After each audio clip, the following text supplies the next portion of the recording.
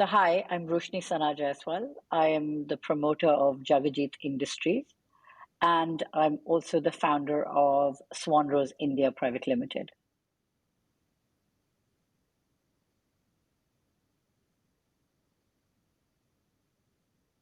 I want to kind of understand your origin story. You're from a business family. Tell me a little bit about that. Like, what was it like growing up in a business family? What was the family business like?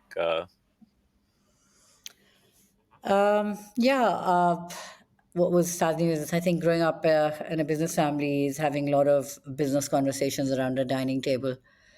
I think I was no different in that sense. But there was, I think, this overarching, What was the business thought. that the family was into? So the family had two different kinds of businesses, two public listed companies. One was Jagajit Industries, which was set up by my grandfather 75 years ago. Wow. It's the first alcohol company in India. It started off as a distillery, but we also have our own brands. And our biggest brand, I guess, would have been and is now also Aristocrat Premium Whiskey. And then there was Milk Food Limited, which was started in 1975 by my father, and that does manufactures milk food ghee.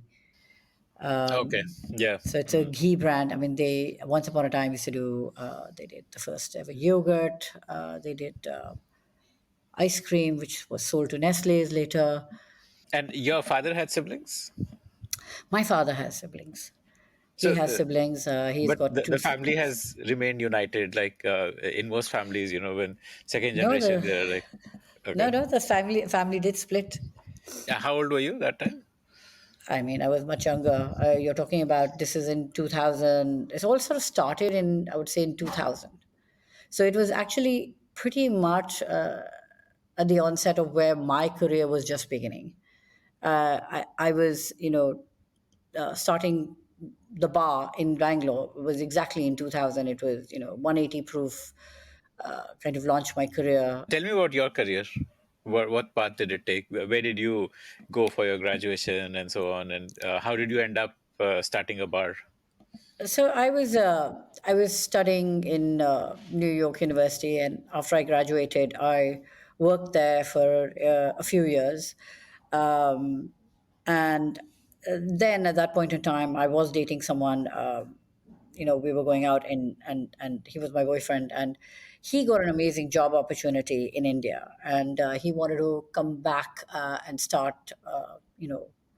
This company, set up, at that point it was set up shop in India for, this particular company. And we took a call. We said, I was from Delhi, he was from Bombay, and we said, let's go to a neutral territory. And, Bangalore was Away being from touted. families. Yes, and Bangalore Well, was really actually. you were not married yet, I guess. Staying in that same city with your family and all would have No, we been were not. No, uncomfortable. but it was strange because I mean, even though his family was from Bombay, and the reason we actually went is also we heard so much about Bangalore being touted as this amazing, amazing city, Silicon Valley of India. So there was like a lot of hope and scoop in Bangalore. And very cool, lovely weather, all of those things. And but his family actually did move to his father and mother and sister actually did move to Bangalore also at that point. So we said, oh, well, what the hell? It's a new city. Let's go and try. And so we did go and try. But when we got to India, of course, my boyfriend was quite, at that point, conservative. I think he was basically like, okay, we were living together in New York, and he was like, okay, if you're going back to India, we have to get married. We cannot continue living there. So when we did come to India, we did get married. Okay. Uh, and then, of course, from there on, we were living in Bangalore. So that became our home. And it was a rude shock because New York and the hype and what we were reading. I think to me I was depressed. I have to say I was depressed at that time because I was like, oh my God, just from the energy of New York, it felt like this really, it was a beautiful town, but, very sleepy, quiet, just didn't have that hustle and bustle that one was looking for. Yeah, And, especially like back in 2000. 2000 is when you moved, right? Yeah, no, we moved earlier. We moved in 1998. We moved in 1998. So the bar opened in 2000. That was 2 years later. This must So have been when Bangalore used to have that culture where in the afternoon all the shops would close because people would yeah, go you sleep. and there was this sort of element of you had sort of curfew, so everything shut by 11 o'clock. Also, so it was like I could never understand the logic of that. And then you had these crazy rules, and there's this concept of dance bars. So bars were a dirty word. A bar was a dirty word at that Right. point. It meant that there was all kind of you know other things Sex that and were going drugs and on, yeah, going on behind the scene. But pub was okay. Bangalore was pub culture, but bar yeah, was that's dirty. right. Was a very Okay. dirty word. Yeah. Is there technically a difference between a pub and a bar, or these are just like No, I think I think it's just people had known dance bars, and till then there were no bars. I think so. It was always sort of pubs that people saw, and even when you walked in one, it was definitely reminiscent of what you would find in the UK, right? Brass and wood, and it was that notion of it. But in Bangalore, when we moved, there were I recall at that point there were about 250 pubs, and it was not even that. And sometimes it took was a liquor license and, yeah, a broken down music system, plastic chairs, money plant, thrown in, and that was a pub because you could go there and drink. And the best of them at that point, I remember, was a place called Black Cadillac, actually. And we used to go there a lot. And, it was just an improvement on everything that I've just said, but, a little better because the music was better over there, etc. But so I think the notion of what was happening dramatically to nightlife and what we were exposed to when you were in the States to where India was, they were miles apart. They were really, really miles apart. so a bar essentially has that like a proper bar in it where you have all those bottles behind a bartender and the glasses hanging upside down and stuff. So Yeah. that's how you would define a bar, like. Yeah, as you would define a pub as well, because you would have, there is a threshold technically, which is the bar, and the bartenders are behind it, and you have your, alcohol. That's also a pub, to the extent. But Black Cadillac at that point in time, it was also these places were also very, very dark, right? There's this sort of, I think that it's strange because the darker you kind of, it was there, and you sort of, it was very dimly lit, and it sort of worked around that. And yes, it wasn't a big colossal bar in a lot of these places because the places were small. There were small bars, but there were bars. There were bars. Okay. So, like, you were not satisfied with the options there, so you decided to start one yourself, like. Yeah, I think there were. Yeah, it was strange. I think I looked at a couple of things, and it was a bizarre childhood dream.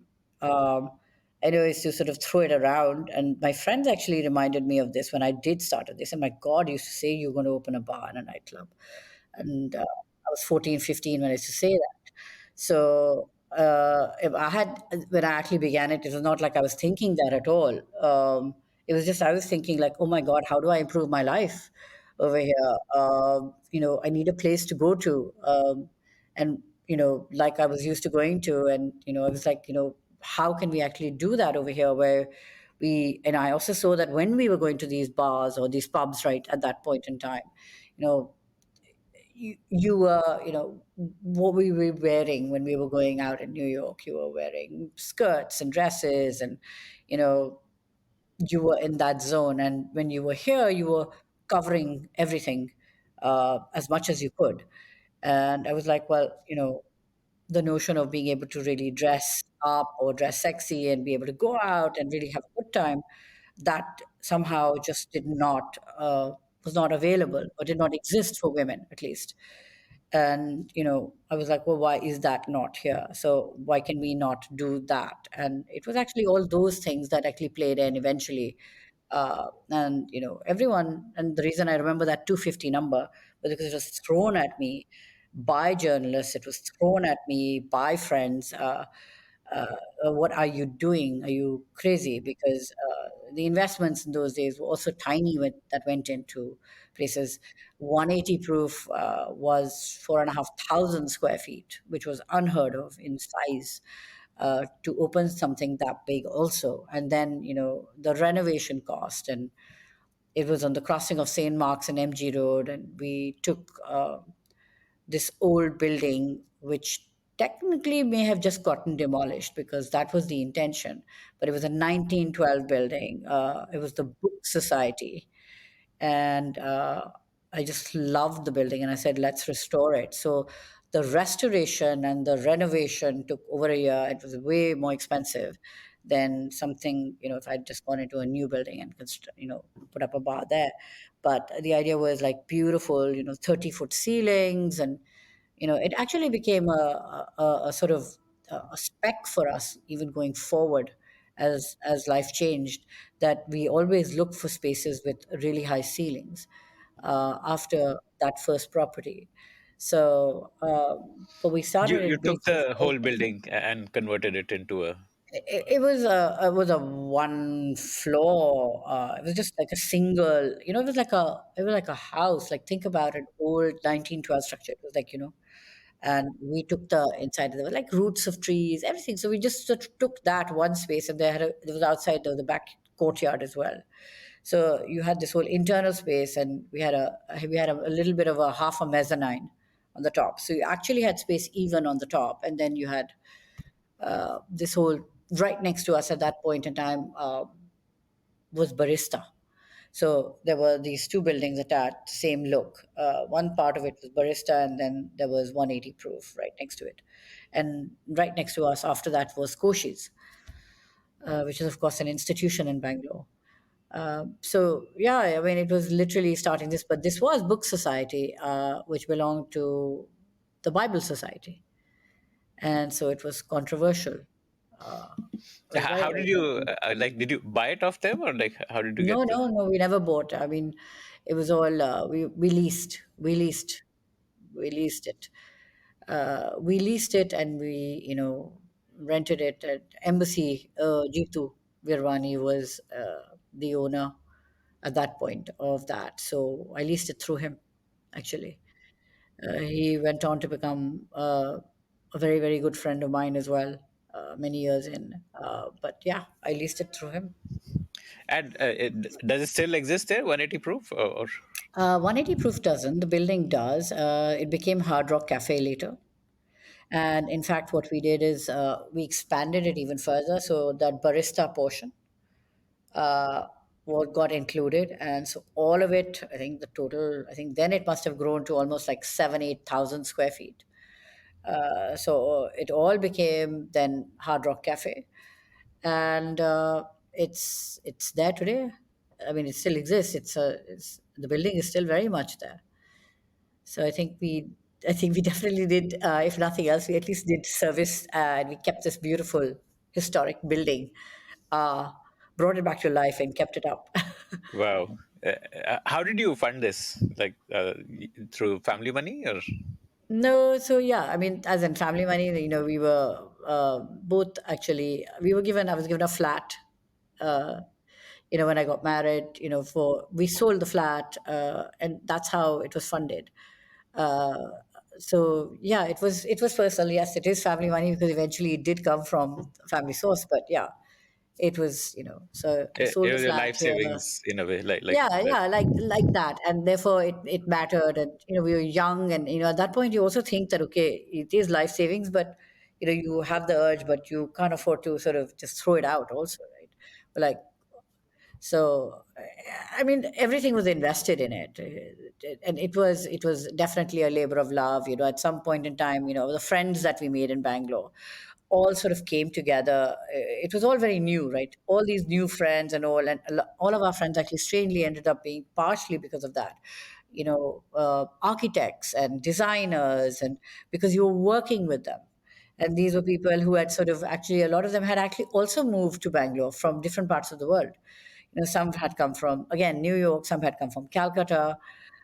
So it was strange how all our actually closest friendships actually started with what we were creating over here, because I think between Sandeep Khosla, who Kabir Hira, who are both architects, and then Tanya, who was the graphic design was not even heard of in that day and age. And we used graphic designers at that point, and she was the first graphic designer around at that point, and sort of working with them. I think it was the creation. I mean, it was absolutely magnificent, and for I think each of us, it was a labor of love. And so it cemented a lot of our futures, I think, going forward. Everyone became famous on it, actually. Everyone. I think there was not anyone who was involved in this project, including the DJs that worked there. Everyone, I think, got famous and went on. So 180 Proof, I think, just did a remarkable amount in that it, I think, helped establish everybody that, at some level touched it. Amazing. You were like the solo founder here when you started?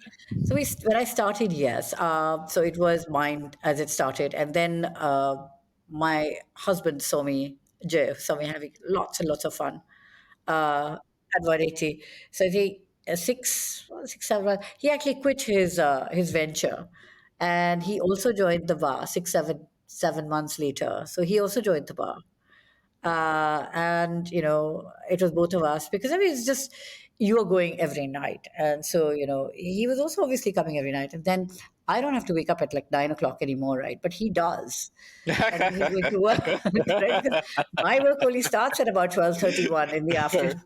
Right. And of course, Okay. the curfew still plays out, but it was it was always like it was always literally. Eventually, you had so many friends, and you got to know people so well there that even though you had the curfew, at least once a week, if not twice, 60, 70 people were coming to our house post 11 o'clock. So you'd actually have like the bartenders, 2, 3 guys from the bar, including would just transfer. So like the party would just transfer to your home. So it was like fabulous years to experience. It was just incredible. So tell me the journey. Like, how did you do on the launch date? Like that must be, I'm sure, seared into your mind. Like, the day when you Yeah. launch it, open it up to public. So it was the 8th of March. It was crazy 2000. It was a couple of days actually before launch where the book society actually had a big candlelit vigil march across the streets. Uh, you know, Basically, they were very, very upset that this bar was coming up, and you know just really, really upset. And it was a very scary moment because we didn't know whether we'd open. And we had, of course, by then you've invested everything, right? You've even hired staff and everything is ready and it's ready to go. And for 2 days, this march sort of continued. You were being called, I was being called by reporters back and forward all the time to just sort of, see what's going on. It was crazy. It was actually crazy. But I'm not trying to remember what actually happened. It did subside because somehow we were allowed to open. And 2 days later, the opening did take place. And the opening for us was, you know, we just, we didn't know, right? Everyone had said, my God, you're investing this amount of money. It's too much money. Everyone look at the size of this place. And so one just didn't know, there was that, you had the sense of faith and vision and belief in yourself that you were doing this, but everybody around you was saying that it's not going to work. And so the idea for the launch also, and I think Bangalore had never seen this, was that we just opened it as a party, an open house party. Uh, so we sent out invites and we said, just come, and I think that was actually, we did it because we just didn't know where we would be, but it actually really, again, cemented. It brought a lot of goodwill. Because you sent the invitations out, and we had like 900 people walking through the doors that night. Wow. How did you And identify whom to send invitations to? Like, you so need to send it to the right obviously, people, right? yeah, so I mean, these friends of ours who, Tanya, Sandeep, we had a PR agency at that point in time, absolutely, especially with all of this. And I think they also helped a lot in terms of, sorting out what happened. But I mean, when something like this happens, I mean, I don't know how much PR, you can do what you want, but if, it's going to, I think people were kind also. I think Delhi, somewhere else, boy, a whole different climate. But I think people were just really, really much, much kinder over there. And, I think we also had the benefit that, my neighbor on the right side was KJ George. He had an office, so he was also really supportive. He saw what we did with the building, so I think it was strange how I sometimes think that when you really work at something and you really believe in something, I think I don't want to use these words, but I want to say that the universe kind of came together, yeah, to sort of help us sort of move forward. And I think that's exactly what happened over here.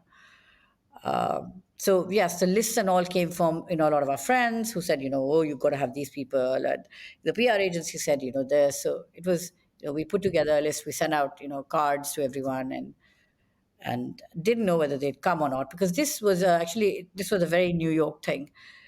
New York launches a lot of bars and clubs by having a private party initially and inviting people, and that's how they hope that word of mouth will fuel, and that's Yeah, exactly it kind of probably what ends up happened. coming on page 3 or something like that. Did you end up on page 3? We did. Wow. We did. We did many, many times for many things. I mean, so it was a mixed bag of things, because it was also like it was the march, and then it was the story, and then it was the opening. So yeah, we ended up on, I think, not just page 3. I think we were also on page 1 number of times over there. So for something or the other, because we took a lot of initiative, we hosted plays there. We actually did like what we call off Broadway kind of theater there. There's this sort of woman centric play which had sort of come out and rocked New York at that point in time, called the Vagina Monologues. And yeah, so at that point, my friend Ruchika, who's a director, actually, scripted this for 180 proof and took people who were technically, not just actors, but they were people who used to visit the bar, had them act and did the vagina monologues in the bar. So we used to keep doing different things. So it was quite it was inspiring. It was fun for, I think, people who were involved at every level. Yeah, how did the journey go in terms of, like, what kind of revenues did you do each year? And tell me about the how that, from that one bar, like, what happened next? So we grew. The revenues were fantastic. I think I don't think bars had done this kind of revenue before. We were. I can't even say these numbers anymore. By the way, I'm like they were very, very. I mean, I don't think anyone in India had done these kind of numbers from What revenue would a at that. good night bring you? Like a I mean, I'm going to sort of, long time ago, but, we were doing 70, 80, 70, 80 lakhs in a good um, night. yeah, and Wow. not a good night, a good Okay, month, a a month. good, Okay. Mm, yeah. I mm. mean, there's a Incredible. difference Yeah, because yeah, we yeah. used to have about every weekend we had about 900,000 people coming in. But on even weekdays, where most places just sat empty, we were sitting with about 250, 300 people coming in. And initially, when we had sort of looked at, what kind of revenue we would do, that number was half. We had looked at half that number. We said we'd sort of hit somewhere in that zone. We would not be going above that, because we had looked at every spend, and, Bangalore people were also more cost conscious and more frugal, and we said, well, it won't happen. But food was introduced. People were just, people were there every night. It was pretty incredible in that sense. But it sort of pegged. I mean, the success was overwhelming. It set us up for next level of growth. And it was interesting because such big success, and then we got so excited, and we took a building in Indranagar. This was actually a building, 3 floors. And we said, let's start doing thalis. Thalis were very common in Bangalore. And we said, well, why not do thalis from across India in a clean, sanitized, smart environment? Uh, and Shri Thaliwala came up. We did the same with street food called Rasta food. So it was one floor this, one floor that, and it failed. It bombed completely. One year Why later, we is that? thought that. 1 year later, we found that so it was the ticket size was really small, so margins are very very slim. Because even though because you were in this fancier space, you were paying a little bit more, but you couldn't really get people to come and pay that much, right? Because you needed to drive numbers here. This was a volume game, very different from where we were sitting in the bar business, which was more sort of luxury versus this. And it required us to sort of, sit there a bit like a munim. And I don't think either Jay or I had the personality to do that. And we found that we found we were not doing badly, but our manager was taking us for a ride. But at the end of that year, we figured also that even if we were to throw them out and start again, I don't know whether it was what we wanted to do. We learned early that this is not going to ever work for us, that we should not be in a value business or a volume driving business like this, because we did not per se enjoy it. It was not what we were made of. And early learnings, but so that was not good, because we had this massive success 1 year, and the next year this bombed at the end of the year. Um, and it was okay. I mean, it was bad from I think a leveler. Let's say it was a good leveler for us. From hey, being excited, and at some point, you're trying to be humble, but you know what, you're feeling quite pumped at that point, and then this happens, and well, it just corrected everything. And I think that level playing field then took us forward from there. And FBAR approached us, Michelle Adam, for FBAR through a friend of ours, Sanjay Mehtani. At that point in time, he was a really dear friend in Bangalore, who later became a business partner also. Wow. So he Okay. also joined hands with us 2 years later. So initially he did FBAR in Bangalore, and we did FBAR in Delhi.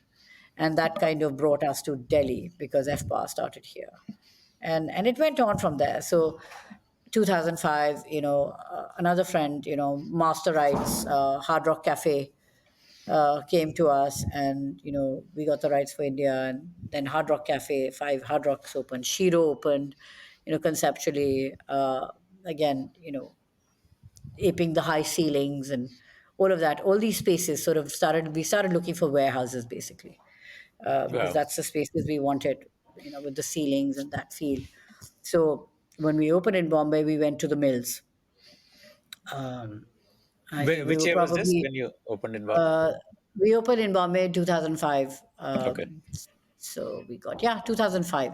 And Bombay had also, I think, pretty challenging times again, because some issue happened with the BMC, and we were ready to open, and they locked our doors. Wow. And so that feeling of going bankrupt happened to us first, almost when it went 180 open, and then it again happened to us with Hard Rock Cafe. And but there it actually happened. We were closed down. Some license issue there was In Bombay. in Bombay. I'm trying to Okay. recall what it was, but yeah, it was some. And for about 6, 7 months, so everything ready. They ready to open. Staff hired. Food inside. They wouldn't even, they just shut and sealed the place. So 7 months, that was very very scary, very very frightening, because I think then it's like you had not just invested or sold and made, but you had suddenly grown, and now you had risked, because this was even bigger than that. So you were risking everything again, everything. How many properties did you have by then? So we had done FBAR, and then we came to Hard Rock, and Hard Rock was Hard Rock and Shiro together. So it was a huge undertaking in terms of, so everything that you had earned in the last, 4 years, 5 years was all went to this. Everything went to this because this was such a big property. And there were two of them. And I mean, if you see the size of it, I think it's almost like 12,000, 15,000 square feet between Wow. Shiro and Hard Rock, and the renovation and the staffing and everything, everything, everything, everything. Um, so, it was very, very scary time. And then from there on, it just sort of went on, and I mean, after it opened, again, did really, really well, took off, and, you ended up, I sort of became less present in the business, much less present. My son was born. For 2 years, I took a bit of a sabbatical as well at that time. When did you come back? Like after your sabbatical? Which year was that? I kind of Nine or ten? came back around in 2007, Okay. 8. I was sort of back doing bits and pieces back into it, but I didn't stick with it. I exited in 2013. Okay. For me, that was kind of the end. I was sort of done. It was really not feeling good. I didn't want to go to a bar every night. Also, my son was growing up, and it just somehow the life wasn't fitting. There were many, many things that were going on at that point in time. Marriage was falling apart. Everything was sort of, happening. Had already started falling apart, right? In many ways, I was like, I'm kind of done with this. I want to leave and move away from it, which is what I actually did. So in 2013, I kind of successfully exited the business and You said, you let's look got like for a a cash pasture. exit? Like, did you get a cash exit? I got a good exit. I got a good Okay. exit. How big was the business by then? Like, how many properties was it running? And 33 properties. wow, massive. Okay. Yeah, And it was. mostly hard rock. No, so it was Hard Rock, it was Shiro, it was Asilo, it was California Pizza Kitchen. Okay. There was Ginger Tiger. There was, it was across. There were little outlets, there were big outlets. So it was just some of them were just food focused. So the biggest thing, so one of the big things that happened when Sanjay Mehtani joined the business, he joined in 2005, was that he was brilliant with cocktails and food. Okay. So the skill set of that operational skill set of bringing in the food, and what should this flavor be like, and what should that be, and just what should these things taste like. So he was very much that, at that level. He was brilliant at that. Um, so everyone was, had their own sort of niches that were, they were adding value at different levels. But over time, I think it just became really hard. My father, sort of approached me in 2015 because he saw that I was, I was doing nothing. I was trying to figure out what I wanted to do at that point in time, and Jagajit was really, really struggling. Uh, so he just thought, he says, would you like to sort of come and, join the company and help, sort us, help with these problems and stuff. And my discussion with him was, yes, of course. What So, had gone wrong? Like, why was it struggling in those like 15 years from 2000 to 2015? What happened in it? so initially it did very well. It did really, really well. I think the downturn, if I recall correctly, actually started in 2012. Was it 12 or 13? I think it started in 12 or 13. So it had 2 years or 2.5, 3 years of downturn before I joined it. And what was the cause? So I think initially one was not able to pick on these courses, but I mean, when we dissected it, of course, there are a bunch of things, right? One, we were massive for what we were actually producing. There were inside factors and outside factors. MNCs had become very powerful. Their lobbying with the governments had become very common. The government had sort of given their ear. So the alcohol industry at that point was actually not being driven by domestic companies. It was actually being driven by the MNCs that had come in and really sort of played it out. Diageo, Pernod Ricard, all of these companies, Bacardi, were really, really storming their budgets. Their interest rates were nothing. So there was not even an even playing field for domestic industry. Yeah, but how can an MNC influence government policy to disfavor domestic industry? Give me an example. Okay, so this is not done in any obvious kind of way. Yeah, yeah, So obviously, the yeah.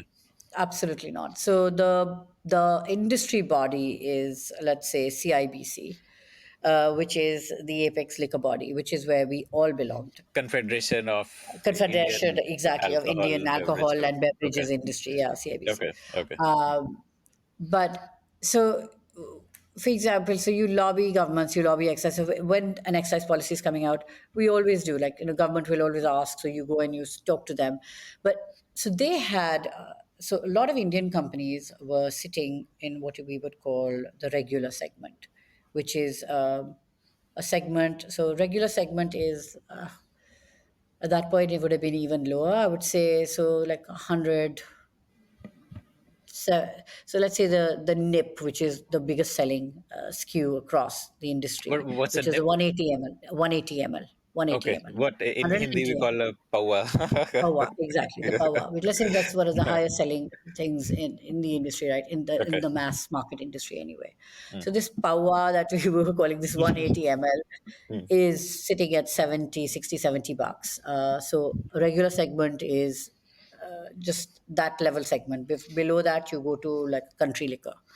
Okay. So this is just above the country liquor. It's in the IMFL segment. You're in the IMFL segment, but you're Mm. just that base Which level. IMFL for listeners is Indian made Indian made foreign foreign liquor, liquor. Indian which made I foreign always liquor. thought was such a funny term.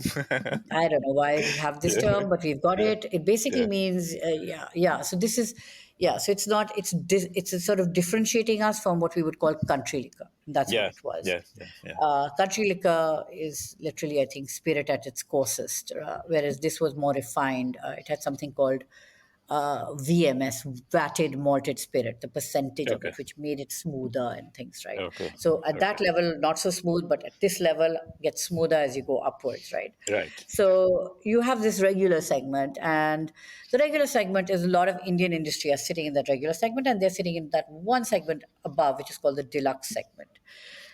So the Diageo Pernod come into the deluxe, they come into the semi-permanent. Like There about is a price 150 band. rupees for a. Yeah, so it's like 180 rupees, 90, 120. So it's the segments are 20, 30, 40 rupees apart. Okay. Earlier, the segments were wider. So you come in and you start lobbying government for price, right? So what happens is, because you're not really controlling your price also. So the Oh, segments start the collapsing. price is set by the government, is it? Yes, you're in that bracket, in Yeah. that excise, right? So it's set by the government. Everything is controlled by the government. The only place where Okay. you have free pricing is Maharashtra. Everywhere Okay. else is kind of government. So the segments start collapsing. So what happens is, if I have a consumer today who is a regular segment drinker, and he's buying, let's say, my 180 ml for 60 rupees, and today the deluxe segment has become 70 rupees because it has dropped from 90 to 70. Now, the jump for him is tiny. So, not tiny, but small enough. And if he wants to upgrade, he upgrades there. And that started happening a lot in the industry. So, this is one example, and there are several. Uh, so, so it sort of pushed into the upper segment, started collapsing, it became more reachable, and this is a good thing for the consumer in one way because they're able to upgrade. It was a bad thing for the industry at large, um, which is Basically, what I there was think. a move towards premiumization, which Jagajit kind of lost out on. You did not I, have yeah, premium options. I think at that time, a lot of companies were struggling. I think Radico was struggling, Jagajit was struggling, Tilak Nagar was struggling. I What think are the flagship brands of Radico Tilaknagar? So Radico's flagship brand today, of course, they've gone seriously premium. So it would be Rampur because they are now in single malt. But 8 p.m. Ice, Okay. and they had Magic Moments vodka. Their vodka was Ah, the biggest. okay. Okay. Right. Yeah. Hmm. Hmm. And for Tilak Nagar, it was their brandy, Mansion House brandy. Okay. Again, sitting, but Tilak Nagar very south driven, not north. Okay. Oh, okay. Okay. That's why I've Not not heard not of. yeah, you've Right. not heard of it because it's a south Hmm. brandy, sort of Telangana, Andhra, those markets. Mohan Mikan, that would also be in the same. Old Monk, yes, Old Monk. Old Monk actually defied, I think, has probably, it's very different from everybody else in the sense that it has defied everything because somehow there is It Yeah, has it is despite it's cross status. It's cross status. yeah, Everybody I know, doesn't matter who they are, where which economic bracket they sit in. Old monk is sitting on their. If they have a party, they'll have a bottle of old monk, yeah, and that's amazing because it's sitting with a Scottish single malt, Indian single malt, blended Scotch whiskey, and yeah, 250 rupee old monk is right yeah, there, yeah, right? So yeah, it's yeah, kind of amazing in incredible. that sense. So Yeah. so it's kind of gone through these segments in an amazing way. But I mean, this is one example of how they. But they had tremendous budgets. So the advertising, the surrogate advertising, the sponsoring of cricket. This, I mean, the money that was there was significant, and I think the Indian industry was going through a pretty hard time also at large, suffering. ABD was perhaps one of the few pan India companies who was doing very well at that point in time. Yeah, everybody's allied brewers Allied and blenders and blends. yes, Okay, yes, yes, okay. yes. Mm, mm. Mr. And Kishore what was their Sharya's flagship brands? officer's choice. Okay. So they were officer's choice also in the regular segment, and they had officer's choice blue, which Okay. was that deluxe segment. So we all did. So we had Aristocrat in the regular, and then we had Aristocrat Premium Whiskey in the deluxe segment. It was that sort of existed, but it was just the shaking up of the sector. Then it was outside factors like prohibition, state ban, Like some or Gujarat the other. becoming a dry state. Gujarat has been around for ages as a dry state, so no one but Bihar went into became a dry state. There was conversations kept coming up about Telangana, Andhra, those conversations. But Rajasthan went for a highway ban. No alcohol, no liquor shops on highway. So there were different things that were happening across. So the alcohol industry is a combination of everything inside and everything outside that is sort Mm. of going on. Uh, that just sort of hits you from Yeah, everywhere. you're not fully in control of your destiny You're because not in control of your destiny actually the at all. So regulatory regime yeah, determines a lot.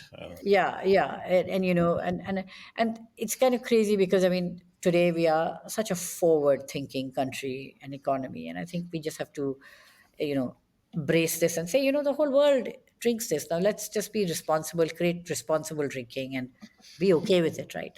This whole sort of, oh my god, drink it, but drink it hidden, and this Mm. tabooness around alcohol has not changed. So We a there's little bit. still like a nanny state regime in alcohol, like in terms of government controlling a lot of things. That still exists today also. Yeah, of course it does. It's not like, I mean, it was an eye opener when I went to Africa, right? It was being sold like FMCG. Wow. I mean, like the same shop that I bought detergent in, you could buy booze. Mm. I mean, if you talk about technically revenue, I mean, you can have a lot of,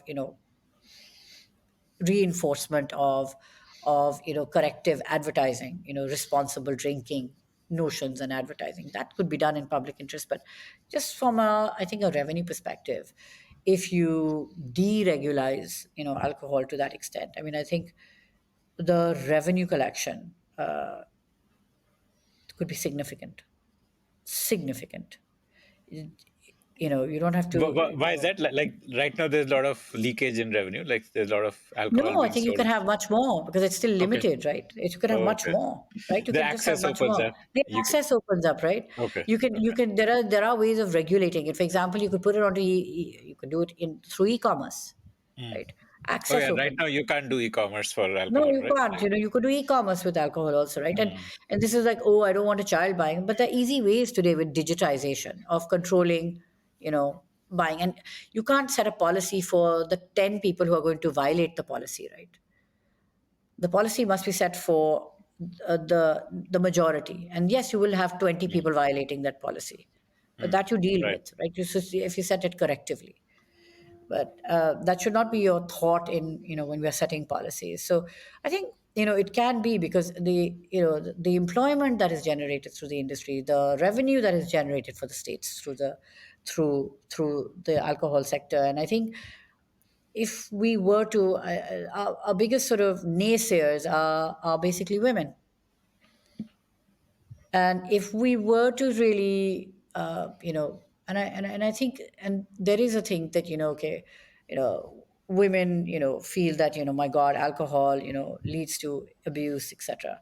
Well, actually, alcohol perhaps exaggerates abuse. It doesn't lead to abuse, because abuse is coming from a different beast. If a man is going to beat a woman and abuse a woman, he's going to do that any which way. That's coming from a misogynistic mindset. It's not coming from alcohol. Alcohol just makes it, activates it at a different level, right? So, if we were to, and I really think, and I think this is a, now with, Parliament and, reservation for women, I think if the alcohol industry, and we've tried to talk about this earlier, that if we could actually create mandates across states where the mandate is to hire 50% of the workforce is actually generating employment for women, 50, 60, 70%, because it's not intensive work, right? I mean, it's bottles filling, right? You could always have, the more intensive work, you can hire the men, but it's very easily doable. And in the southern states, anyway, it's driven by women. So if you look at alcohol companies, you have women there, women workers. Mm. Okay. 90, 80, 90% of your workers are women there. Wow. Okay. Yeah. Bangalore, Hyderabad. I have a couple of questions about specific states. So, when a state goes dry, does the alcohol consumption in that state become zero, or what happens? No. Uh, just get, illicit alcohol there.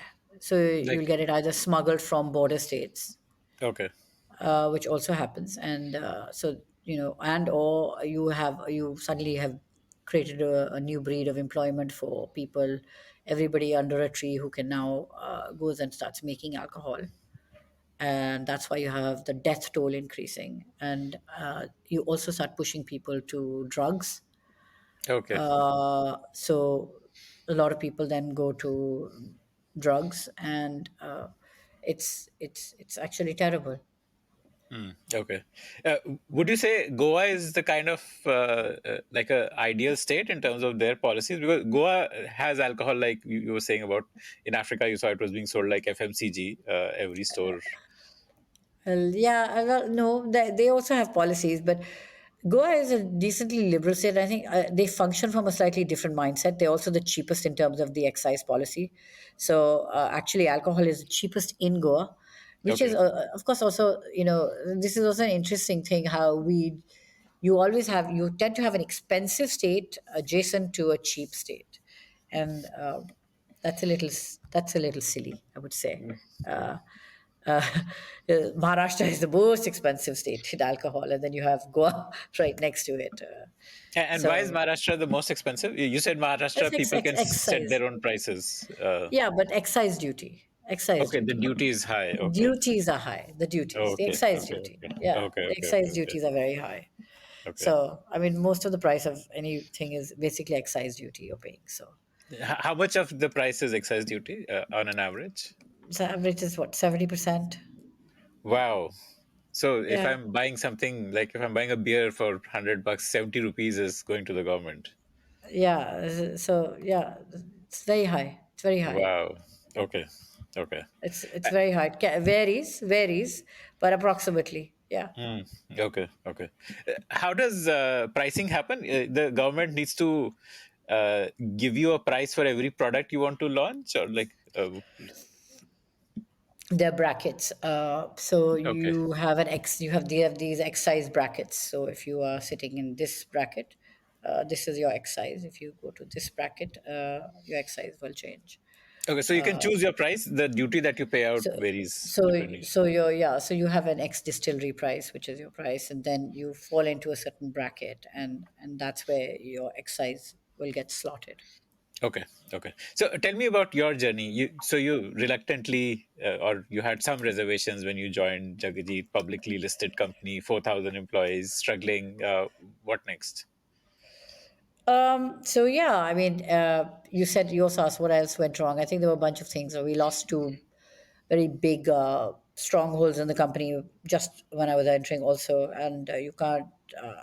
this was a manager who was actually a general manager of the factory, Vijay Kapoor. He was basically looking after all of Hamira, which is where all our production, everything took place. And then there was Mr. Banga, who was the head of our sales, glorious Mr. Banga. So they both, one went through cancer, and eventually one was fired for integrity issues, and the other one, and then he got ill and he passed away. But they both did eventually pass away. But they both, so there was a big void in the company also Yeah, when in I a way, came your in. your So sales head and your manufacturing head are both not there. yeah, so he was Okay. more than a manufacturing head. He was, you could say, by default, a CEO for all purposes. Okay. So what happened is that, so you had this suction where both these people suddenly left, or were not there in the system. So if there was a problem, that problem now, if we were already going down a hill, we were now rolling down that hill even faster, because the void was inconceivable to actually fill, because you try filling uh, positions when you are bleeding as a company, and there are not many people of good caliber who would choose to join you. Nobody Yeah, wants to everyone risk would that. know. Yeah. Yeah, they would know what's happening in the industry. Like people within the industry would know what's happening, and they would be reluctant to join. Correct, correct, Mm. correct. Okay. Absolutely. So it was those were very hard years. So there were a lot of things. There were things like this that were happening. There was things like, there were legacy issues. We had a lot of people in our company, and we didn't have production. Hamira was built as this giant, which was supposed to take care of production across India. It was built during that time. With policy changes, etc., today you cannot produce in one state and then transport, because you have import and export duty in every single state. So you have to actually manufacture or fill, at least bottle, in every single state. So Oh, formulations go to each state, and then you fill in those states to avoid that. So you couldn't actually, Jagjit could not be used for what it was once created for. And it was not just alcohol, right? That's one vertical. You also had the food division. So we had started with one factory, and then there are 4 units of food division there, which was basically, you were manufacturing. We were contract manufacturers for GSK, producing Boost. So okay. at that point in time, 19 years, we were doing that as well, Uh, and Boost is a 40%. malted. I mean, Yeah, because it's a malted. multi-drink for So, milk. so Yeah, so you uh, put Boost into milk, okay. and so it's for children and stuff. Protein, high energy, vitamins, etc. And it So, made sense for Jagdeep to do this because you're already dealing with malts for alcohol. Or? so my grandfather had started this. We used to have our own products, Mortova and Viva. Okay. So he sold. I don't know the full whole story behind this all, but he sold Mortova to GSK. And I Okay. think part of the deal was that he contract manufacturer for them. Okay. So it was Moldova, it was Boost, it was all of that it sort of played out. And so it started with one unit, and our relationship was became a 19-year relationship, and then HUL took it over, and then it has continued with HUL. So the manufacturing, but now there are earlier it was one factory. Now there are 4 different units there. So that continues. So that vertical. Plus, we have country liquor. Uh, so we are the second largest, I would say, in the state of Punjab. So we also manufacture country liquor. This was another thing. Country liquor all used to be all molasses based once upon a time. We all went to Okay. grain based. So we took everything to grain to try to even, I think, quality, regardless of what price segment you're in, you have to give quality. And so I think the industry also generally moved in that direction of quality and giving grain even in country liquor. So that also happened. Why does grain improve quality? So molasses is sugarcane product, and Yeah, it is. And it's also, there was also this whole thing of pollution, and in terms of how it also pollutes the environment much more. okay, okay, okay. So the grain move was, I think it was also, I would have to say that it's also perhaps uh, somewhat psychologically driven by the British as well, or colonialism. in our heads at that point in time, the notion that grain, grain, grain, grain. But I mean, you know, India was always molasses centric. And I think we are reviving that today. Where we are thinking that what is wrong with molasses? Can we not do rums are all made with molasses at the end of the day? Okay. So let's go back into molasses because that's what we used to do. But so there was this shift, and country liquor was is that other verticals for us as well. We also do. Jagjit also has commercial real estate, and so and then there's the distillery which you are selling ENA. So these What are is ENA? ENA is extra neutral alcohol. So this is uh, base alcohol spirit that you use for yourself or you can sell to Hand others. sanitizers and like No, it no, no, would have no. like okay. Yes, it is used in sanitizers, but it is also used across the alcohol industry, right? So Okay. this is your base spirit to that you have in a bottle before everything else goes on to create that formula or the blend, I would say. So yeah, so we have ENA as well, So and now we're also doing ethanol. So we have an investment of 200 crores that is going into an ethanol plant as capex. ethanol is also a base spirit. It's also a base spirit, but ethanol is obviously for fuel. So the Okay. difference between ENA and ethanol is the number of columns that you Okay. actually have. What So do you mean we by are columns? these I didn't are get these that. it's a bit technical, but it's columns. Like so, you have certain number of columns that the grade of quality for the Okay. spirit Okay. that gives you a certain level of quality for the spirit. So ethanol requires a certain quality. ENA, because it's used for alcohol, is require a certain type of quality is required for that. So for ethanol, it's for blending purposes with fuel because it's actually, I guess, it really saves the import bill. You can save, I think it's 40, 50,000 crores is anticipated, right? That you're saving from an import bill if you can blend now 10, but now 20% into petroleum.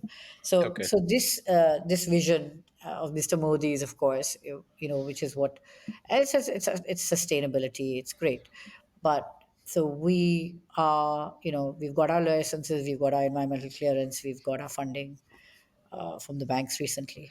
Just got so we are beginning what end of November. I think the plant begins. It's a 9 month outline for us to actually build this plant out, and from there on, it literally jumps our revenue significantly again because on the back of this, we get a very healthy EBITDA from day one, and it gives a lot of cash flows to us. Mm. And you put about 400 crores on your top line Wow. from the Okay. first year of a full year of operation. Amazing. So, Yeah. what was the top line when you joined 2015? Roughly. I mean, I don't need an exact number.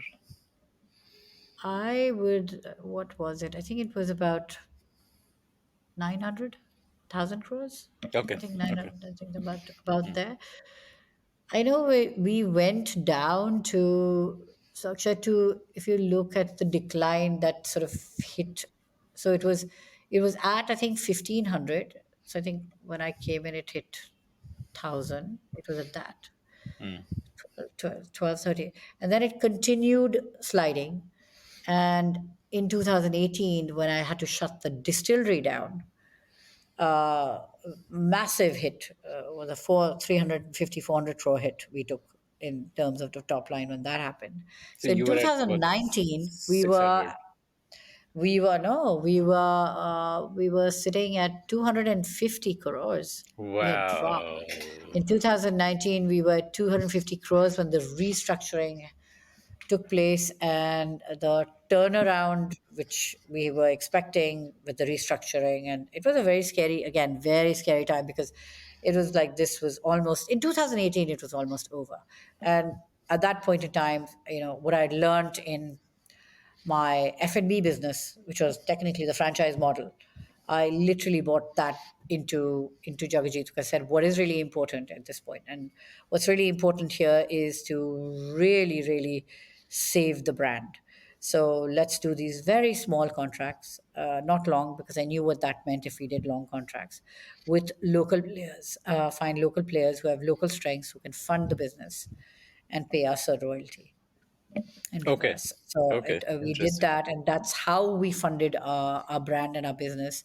So we also did a whole revamp of restructuring. A lot of our brands were looking tired, fatigued. We just re-energized the brands. We did new packaging, new labels. We did all of that 2018 and 19, and we were Y- kind of y- ready, and we started seeing a slight turn in 2020, and then COVID hit. And luckily in 2019, because we had done a bunch of these things, I think we were able to also hire. The hiring, I had struggled with the hiring for 3 4 years. We had like a lot of change, so we had people joining leaving, because it was just not the people we needed. And then in 2019 we finally hired someone, I think a little very strong with regards to strengths with the factory, the same, a little bit more Vijay Kapoor strength in the what we had lost. Let me put it that way. And we were able to restart the distillery, oddly enough, in February. And I think nobody envisioned at that point. I actually, I had very bad feeling that this was going to be very very hard. But we started the distillery in February, and March, literally 6 weeks later, it really it exploded. Uh, so it was lucky. The timing of it was lucky, and then we did the sanitizers to keep the factories alive, so that we could, not a single worker did we cut salaries. Everyone was employed, but ENA, alcohol was still being made. But the whole idea of actually going into the sanitizer was like, what if the factories get shut down? How should we become? How can we be necessary? And mm. it was to really become necessary at that point in time. And so the sanitizer move was really there, and the sanitizer opened up a whole other avenue for us, because it was initially it was just regular sanitizer, but it propped the question in my crazy entrepreneurial brain of, why do I have to use this thing time and again? Do I brush my teeth 20 times a day? Do I do anything 20 times a day? Mm. So can I can I find a sanitizer that I can use once a day or maybe twice? But and that technology then came from the USA, and that company then became Swanrose India, which is a separate entity, and that sanitizer became Just Human, the brand, and that was the first 24-hour sanitizer Wow. that again we launched in both Okay, countries. before we come to Swanrose journey, so here's my understanding of what you did at Jagji. So from 2015 to 18 or 19, it was essentially about cutting the bloat. Like you joined a very bloated company, and It was uh, cutting the bloat. It was okay, cutting the bloat. It was trying to bring in processes. It was trying to bring in technology. um, I am a very I tend to be quite HR forward. There are people who are HR driven, and then there are people who are not. I tend to be HR driven. So I really hired, one of my first hires was a very significant head of HR who I had worked with earlier uh, at JSM. I brought him on board because I did believe that he would be able to help me, really build a team to also sort of deal with what we called just the labor issues that we were having uh, in the factory with a lot of workers. I think we put a lot of policies in place. We tried to sort of and I think we've had much better relations. We've built much better relations constantly with our workers. We have town halls which where we listen to them, and we try to sort of because I mean at the end of the day, if they're working for us, it is our job also to try to help. We can't if the wish list is 100, we can't take care of 100 things, but can we at least take care of 30 things, 40 things, right? So then some of those things are very, very, very, very little, and it depends on what is the cost to the company, right? At the end of the day, also. So we have done a lot in terms of it workers was one side of it, blends was another side of it. Our blends were much more expensive because they had a lot of all our blends actually had imported VMS. So even our cheaper blends to What is carry. VMS? So this is vatted malted spirits, right? Okay. You get it from Scotland, right? So it comes and it carries, obviously a duty of 150%. Everybody buys Okay. this, but so generally when you have a 700, 800 rupee bottle, those have VMSs. 500 rupees might also, but at 100 rupees, 150 rupees, most brands across India will not have VMS. And we did. So we did have imported because we really, for us, our blends were very, very important. Quality was very, very important. So our blends were also much more expensive. So there was a lot of rationalization at different levels of the company. And sometimes we would just do something and something from outside would come and hit us and storm all the work that we had done for that 1 year, and that was also happening, right? Give me an example. Demonetization. Okay, Well, I mean, demonetization. just so suddenly the industry shakes because of something like demonetization shook the country, right? So it shook everybody. Now, when we are struggling to come out at that point, KKR of course supported us, as I told you. I think in our last call, also I was telling you, KKR came in and they were amazing. They supported us, and they had no business to support us actually because we were So KKR is an American private equity fund. private equity firm. They came in 2017, and I think they believed in me. They believed in the story. They believed that I would stand there, come hell or high water, and I did. So they Wow. support us. They supported us. The bank supported us. How much stake did KKR buy? And this was They like didn't a buy. This was debt. They gave us debt.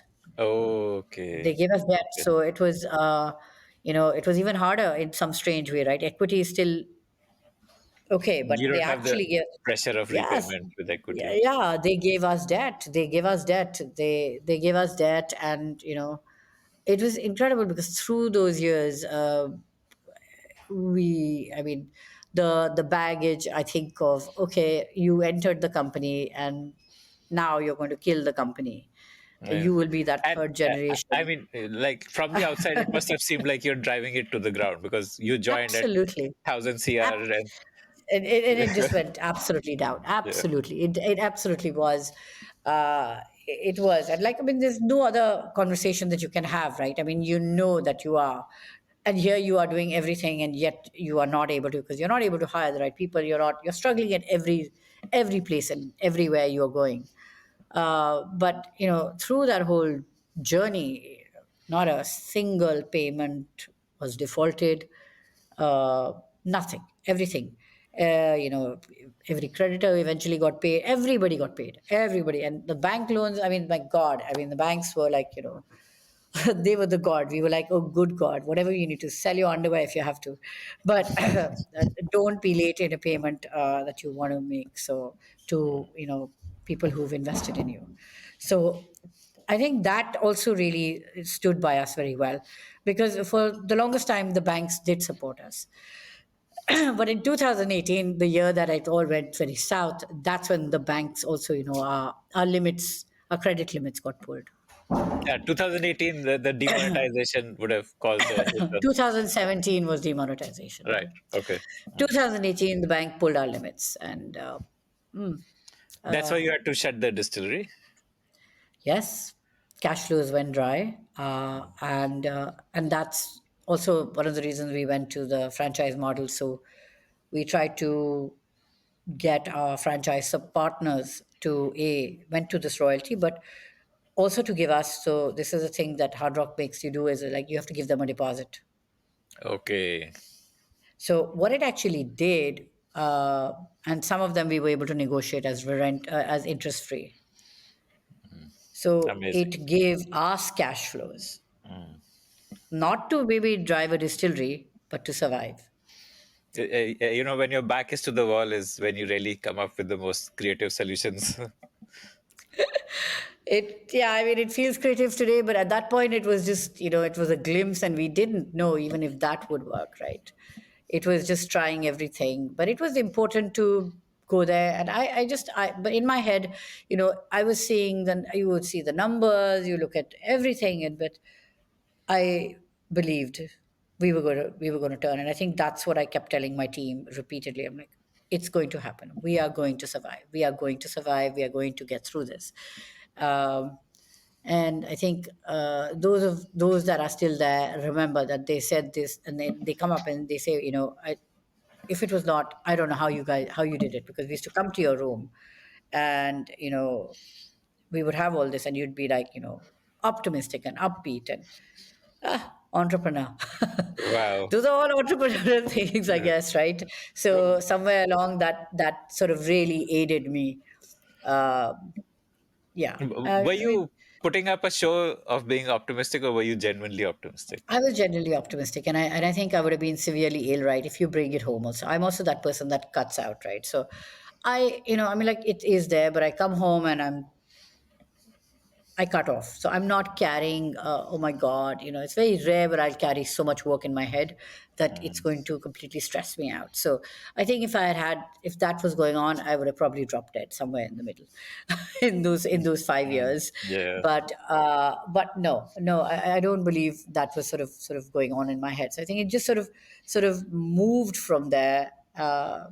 And that move also, when COVID hit, it was a difficult one because we didn't know whether we'd get through, and we did. So that early years with the sanitizer, with everything, and we started seeing spark, and then when the markets, we actually spoke in February. And I mean, again, I think intuition, premonition. I had gone to the US in February, and suddenly there was a lot of COVID conversation. India was not having a COVID conversation. Yeah. So I had also become aware, and I was reading, of course, Lancelot, and you were reading, WHO, and you were reading a lot of this, right? I like science, so I read a lot about these sort of things. And so in February, early February, we started the distillery, and I'd gone to the US as well, and I was like, okay, so this could actually happen to us.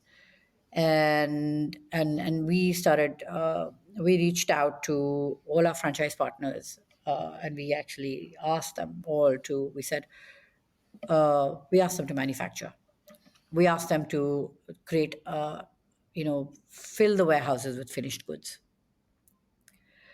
And they were very hesitant because they didn't want to make those investments, and it took a lot for us to convince them to really push out and do create finished goods, because we said we didn't know. I was pretty sure we were like, factories don't know when, if they would get closed. You don't have finished goods. We didn't even know if the warehouse would be closed, and you could think, but I think at least keep finished goods.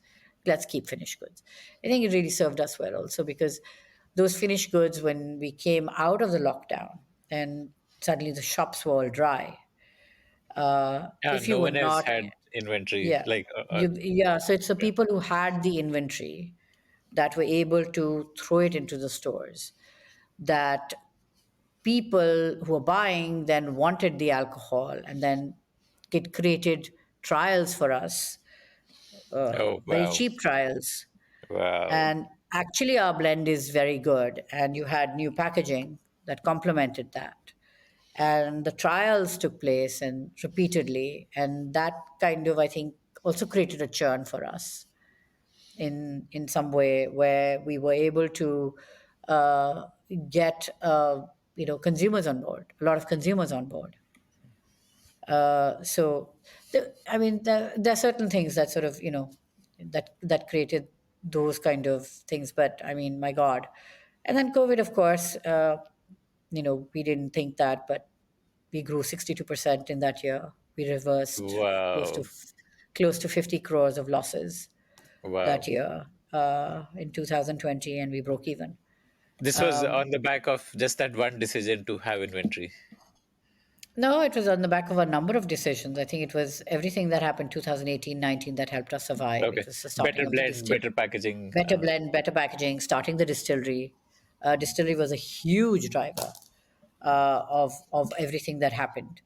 And the distillery is essentially providing the input to other Yeah, it bottlers. was providing input to other bottlers. It was providing input to other companies, and also to, to yourself, and of And course your to franchisees. and franchisees and sanitizers and other people. Not even your own franchisees, other people. Mm, right. Because Okay. people don't buy ENA in Punjab to take to, Andhra, for example. They will buy ENA around there, right? So you sell to your vicinity. They buy ENA in their vicinity because you don't want to transport it. Right. Okay. Uh, Got it. so it's pretty much we would sell to people in and around our circle, Chandigarh, Delhi, in that zone. Punjab will sell to them, will not Okay. sell to to the south unless there's an Give, absolute need. okay. So I wanted to ask you a little bit on how the franchisee model works. Who does sales then? Like, do they hire sales people? Is there such a thing as sales? Like, FMCG has like a large sales team where these area sales managers are responsible for their territories. Yeah, Does it there work in is. There is. alcohol? Yeah, absolutely. There are sales teams. So this is all part of negotiation with the franchisee, whether it is yours or their sales team. Sometime more often than not tends to be a blend. So the team tend to be, a couple of people from your team, and then a couple of people from their team for every state. Always tends to be a blend. But yes, sales is an important part, and sales teams in alcohol in the alcohol industry tend to be huge. One of the more nightmarish things about this industry is that you don't have real time data, actually, uh, in sales. So you have excise data, which comes at the end of the month, which is available to you. And excise data tells you what that this stuff was moved from a warehouse to Correct. the Correct. retail, To the retail level, etc. Exactly, and then basis. So your first buyer is actually the your first retailer. buyer is the retailer, and then your second buyer is actually the consumer. Okay. So you have to first be able to get it on the shelf. But I think that's true actually of even FMCG, right? You're getting it on the shelf, and so it's that shelf space. And then what is driving that shelf space is obviously a certain amount of value that you're bringing, and the consumers asking for your brand, and then they want it, and so on. So And your it's sales that. team also can influence that. I guess that's what the sales team does, like going to retailers, influencing them to. Absolutely. So encouraging them to buy your brand and then order it, and then the brand comes from the excise depots. It depends what the regulation is in that particular state. It comes to the retailer, and then from there. So we have that number from the excise, right? We know that uh, 1,000 cases went to such and such, or 5 shops, or 10 shops, or whatever, right? Then we don't know at what point the consumer bought that, right? But we do know that the second cycle of ordering. So there's this data of actually getting real time data. Something that we actually tried to do, which was a thought, but we never really proceeded with it, which was to actually create an app to be able to do this. But again, regulated industry. So I think the best person to actually do something like this would be the government in itself, so that we could actually get real time data. When for example, that some shop number 50 in Rajasthan is it's looking like it's only got 2 units of your product, and you know that there's a potential stock out. So as a company, we are now counting on the retailer to go and make that call, as opposed to, as a company, if you could also have that information, then you can act on it. And we had sort of thought of, it's easy technology, actually. It's very Yeah, easy to do, very easy to do, you through just need a digitization. integration with the point of sale software. Correct, Uh, exactly, and it's very And easy to do. I'm assuming everything which is sold at the retail level, the government has that data, right? Because the retailer would also be paying some duty or something when he Correct, correct. sells. So absolutely. So yeah, so it goes. There's that whole, yeah. Okay, but just some way to make that available to you is what is the missing loop here. Okay, Yes, interesting. yes. So we get data on a 30-day basis, right? So you get it, and so you don't really get technically you don't really have consumer data like that. Yeah. because your consumer is that guy. But unless you are able to reach him, because so you have a notion that this is the person, you can stand outside that line when, and but that consumer, who is that person? Because it's not digital, it's not. So the targeted consumer, you do consumer research and you know who that consumer is, who's drinking you, and you're creating it. But that real direct link is somewhat missing. Now, opportunity for a startup to actually collect that data at retail Yeah, and sell it. such a difficult industry that Uh, it's just sometimes you just say not worth the trouble, right? You're like, oh my god, let someone else do this. yeah, yeah, Uh, yeah. yeah.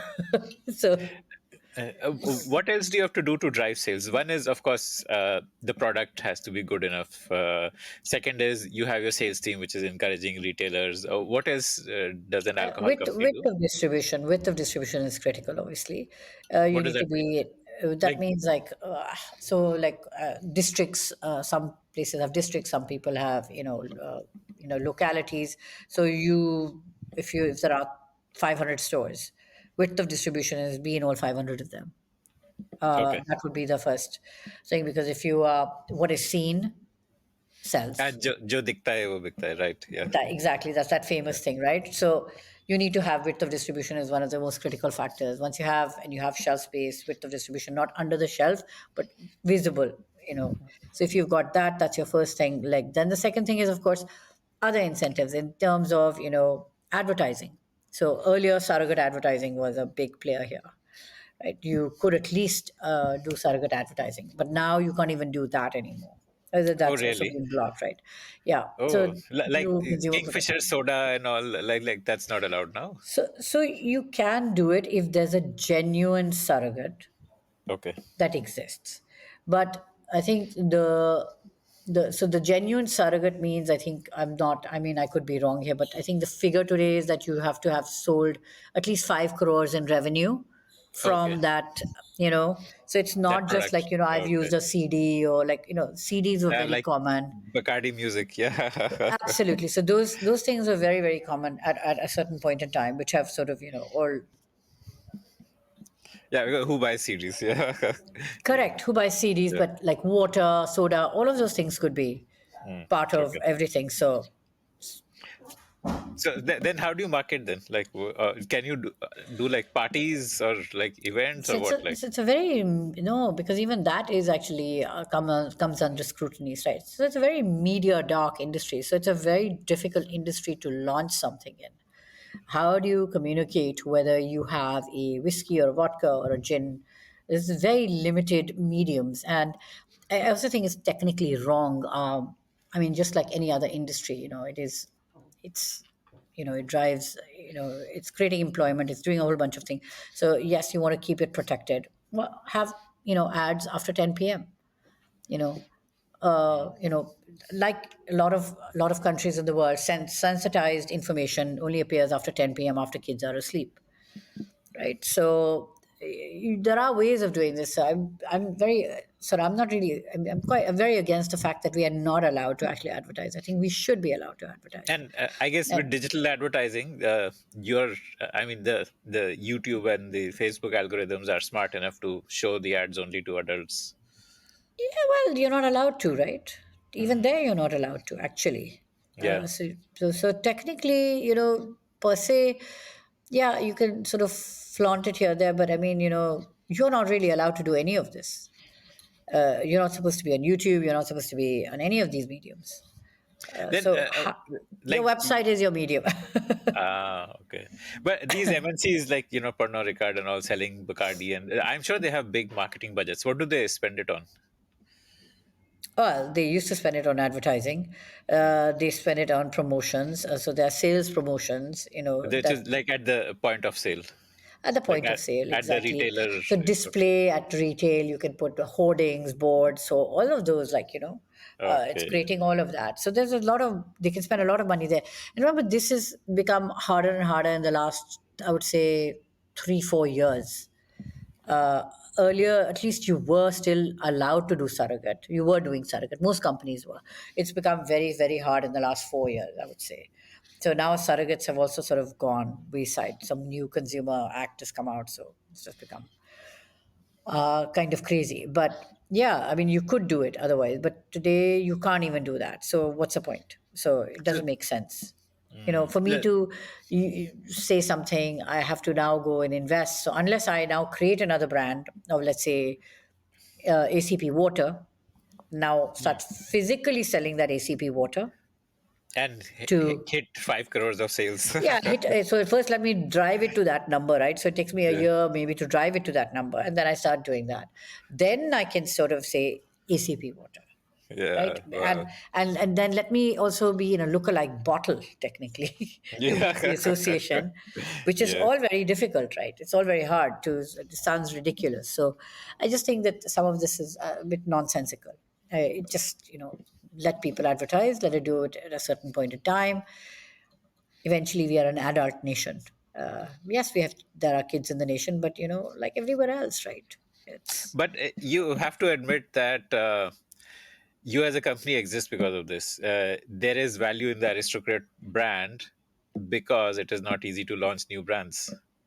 There is that existing brand awareness of Aristocrat because of which, so despite everything, the brands had value, and hence you got the KKR loan also. And I'm assuming that would yeah, have played a big yeah, part, right? I absolutely think so. I think that we have a huge heritage. We have a heritage from, we have a royal heritage from Maharaja Jagajit Singh from Kapurthala. That's why it was Oh, called Jagajit Industry. And that's okay. why the first brand was called Aristocrat. So we have a Yeah. massive heritage going back to royalty, actually. Unlike any other industry, any other alcohol company in India, there's a lot of royal heritage that we have. But there are very few pan India companies. Yes, Akshay. So to speak, there are five pan India companies. It's a very difficult industry. There are what we would call tons of barriers to entry. And therefore, to date, I think even though I talked about even Tilak Nagar, for example, I said very huge, huge market in terms of volume, but south driven. It will not. So Jagajit still sits as one of the top five companies in the country, which is a pan India company. We exist in 19 states. Top five among Indians or top five overall, like top five of all? Overall, Wow. Okay. we are not. I'm not talking about volume driving. I'm talking about just from pan India presence. There are Okay. only five companies, and we are in the top five. There Okay. is only five, and that's it. So there are hundreds of other companies, but they are not pan India. There'll be two states, three states, four states, X. And more recently, of course, with the advent of craft and this love for alcohol and this premiumization, which has been fantastic. So you have a lot of brands coming into the market at the premium segment, because that's the, as I said, that draws passion when you come there. So when you're doing the mass segment, it requires a different kind of instinct. And this was another problem that I had when I actually joined, right? Because my instinct was not in this mass segment, which I Yeah. had already realized. Right. Right. My instinct was Uh, actually sitting at a different segment. So it is my vision to actually drive this to, and we've now driven it to premiumization. Over the last 3 years, we've grown every year 20-30%. So we've gone from 2019, $25 million in revenue to 75 million this year, on target for 100 million next year. And then our Wow. jumps will become much greater starting from next year because the ethanol plant comes in. And as I said, these revenues that are sitting with our franchise, actually, they are revenues. So we today we ended this year, we are going to end this year at 750 crores. Wow. Okay. So when you look at that 750 crores, and if you look at the revenues that our franchise partners have of Jagajit, is another 700 crores. Okay. So you've crossed the peak revenue in a way which Jagajit had pre you joining. We've Like, crossed it. Yes, absolutely, we've crossed it. So now the thing is, can we now bring these, eventually bring some of this back to us, right? Like, can we bring these franchise partners and start taking back our states as our cash flows improve? So what happens is that if a state has done 200 crores in revenue, that 200 crores, literally, when you take the state back, you bring that right back into your top your line, books. which is Yeah. not reflecting on your top line today. So Right. it's a unlike any other instance of any other company, our growth for the next 4 years, 5 years, uh, we will become a 4,000 crore company. Wow. in the next 3 to 4 years, I would say. And it'll Right. happen very fast simply because all of this coming back to us, the ethanol plant, all of these measures, and the fact that we are premiumizing. So there's another big premiumization bent also. Royal Pride, against Blender's Pride. This we had done a market test for 2 years in Chhattisgarh with it. We've now launched it. It's at that level. AC Black is coming against Royal Stag whiskey. We have a nascent, Scotch level whiskey, blended Scotch, which is called Damn Good Scotch, which is against 100 Pipers and Teachers. That Okay. launches next year. It's already been tested in markets. So we have a lot of this premiumization happening across next year, which will already some of it is already started. Some of it is going to come in next year. But the turn has happened, and suddenly, I mean, for the first 2 years, I don't believe the stock market or investors actually supported us because I think they wanted to really see where is the story actually going. Is this actually a true turnaround? Is it not? But this year, if you look at it, I think our share price, the stock market has started supporting us. Investors have started supporting us. Our share price has, I think, jumped 150%. Wow. What is the price today? Uh, Today, I think, well, I I know mean, two, roughly, 3 days not. ago, it was about Yeah. 150, 150, Okay. 150. So we are sort of at the And cusp of, when you were at your lowest point, what was it then? Like when you had to shut down the distillery and I think it was 30 rupees, wow. 32, 33. Yeah. Okay, so 5x They're jump massive. already. Yeah, this has done a crazy jump over this last 12 months. So it's just gone bonkers. And I think, with everything that's going on, the news came out of the ethanol plant and we were at 130 and it went to 155, 160. And I think historically it's never done over that, right? So it's suddenly now crossing over where it would ever have been. And I think in the next 2, 3 years, as every year, I think you're going to see a significant jump because significant improvement going. And I think now the story has become 3 years in is fully believable that this company has done a massive turnaround. And I think everybody had just completely written us off. So it's been an unbelievable learning, remarkable journey, and I think good to go from here on. Set path, and 3 months ago, I resigned as corporate restructuring officer because I was like, okay, my lot of my job, which I was here for, is now done, and it's already set on a track. So of course So I'm the you promoter. never took on like the CEO role?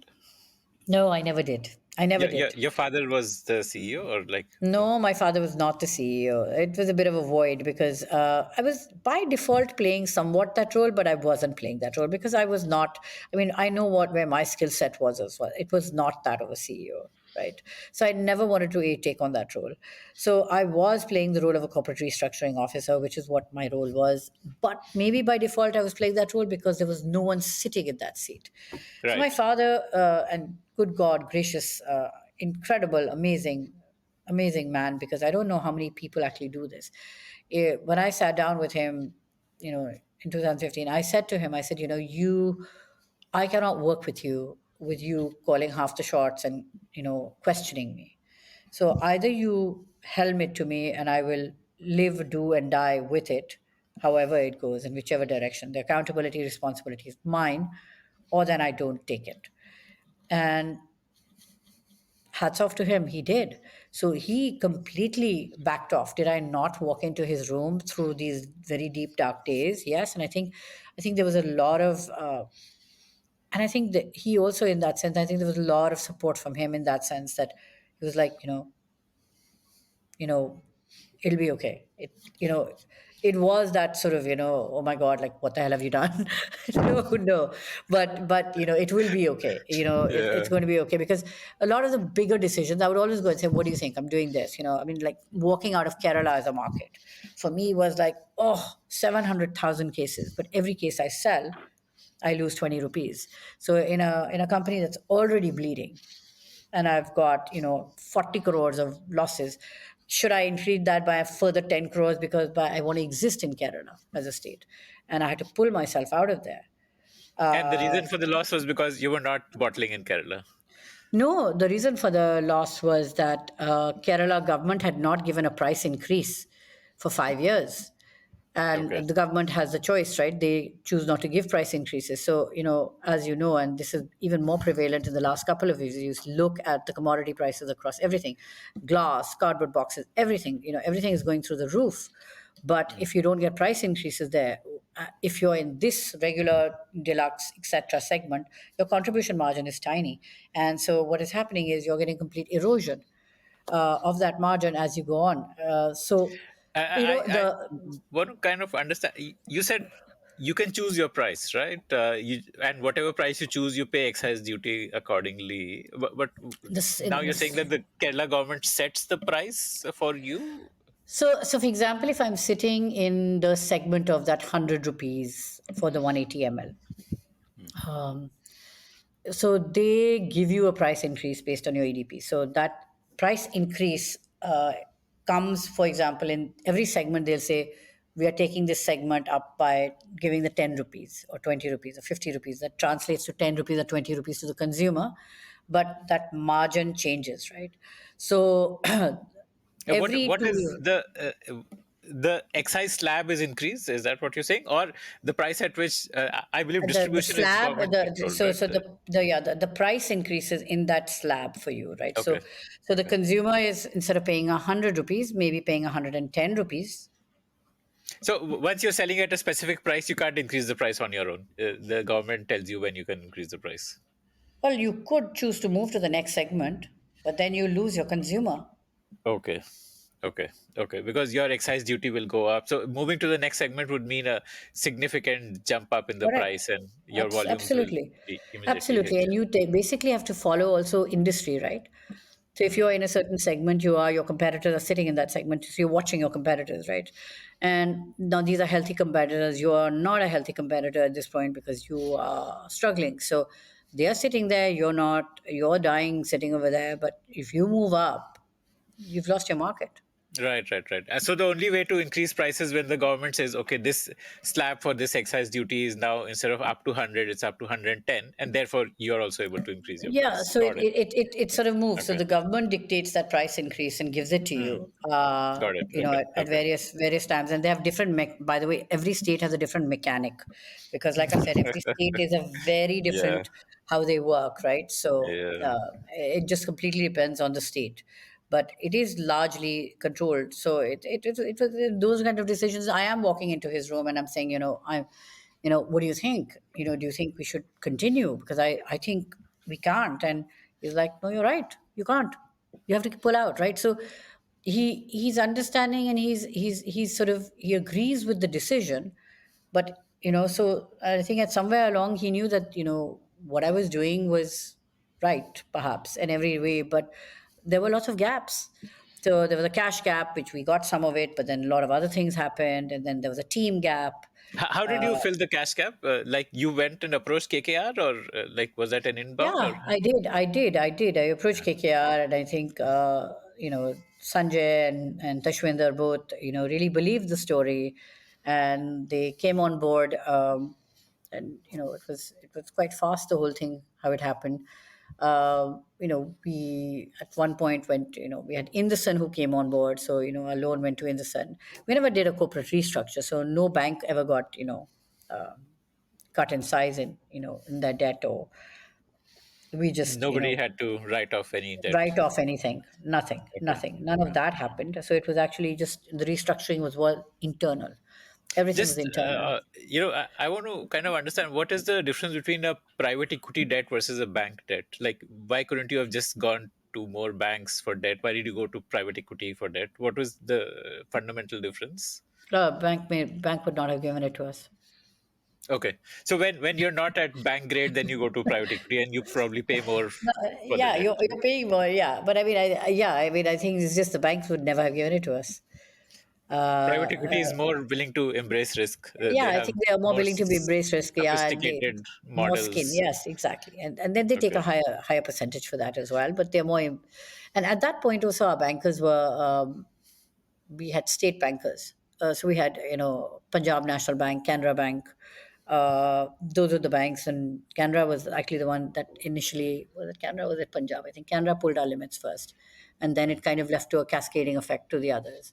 And Uh, they must have had some mandates that they can't give a limit yeah, beyond certain amount absolutely, to a absolutely. loss-making company. And Yeah, exactly, exactly. And I think, and I mean, I don't blame them. I mean, I don't blame anyone. I think, from an outside picture, when people are looking in, I mean, we knew what we were doing inside to, fix things, but I think everybody, even sometimes, I may have been extremely optimistic, and I said, just bend your head, keep going, keep going, keep going. was it like your fundamental nature to be optimistic, or could you see something which others couldn't? Eh, I, to me, the world is the glass is half full. Um, I think that comes from, I don't know. I mean, so I think everyone can look at the glass as half empty, right? But I mean, there is, and I think that is maybe a certain amount of grace I consider, that we've all been blessed. So the glass is half full. And I think it's very negative to think of it as half empty. So for me, I am born an optimist, but I do see, I'm not optimist and I'm not unrealistic. So if there is a lion standing in front of me, I am not going to run into that lion. Right, Uh, right, right. that is not going to happen. I'm very objective as well, but I did see. I mean, for me, the glory of the heritage of the brand and what it was, and there was significant that improvements that we could do, and I think that's what we've done. So even like if you look at our sales, we are roughly growing 1 million cases every year.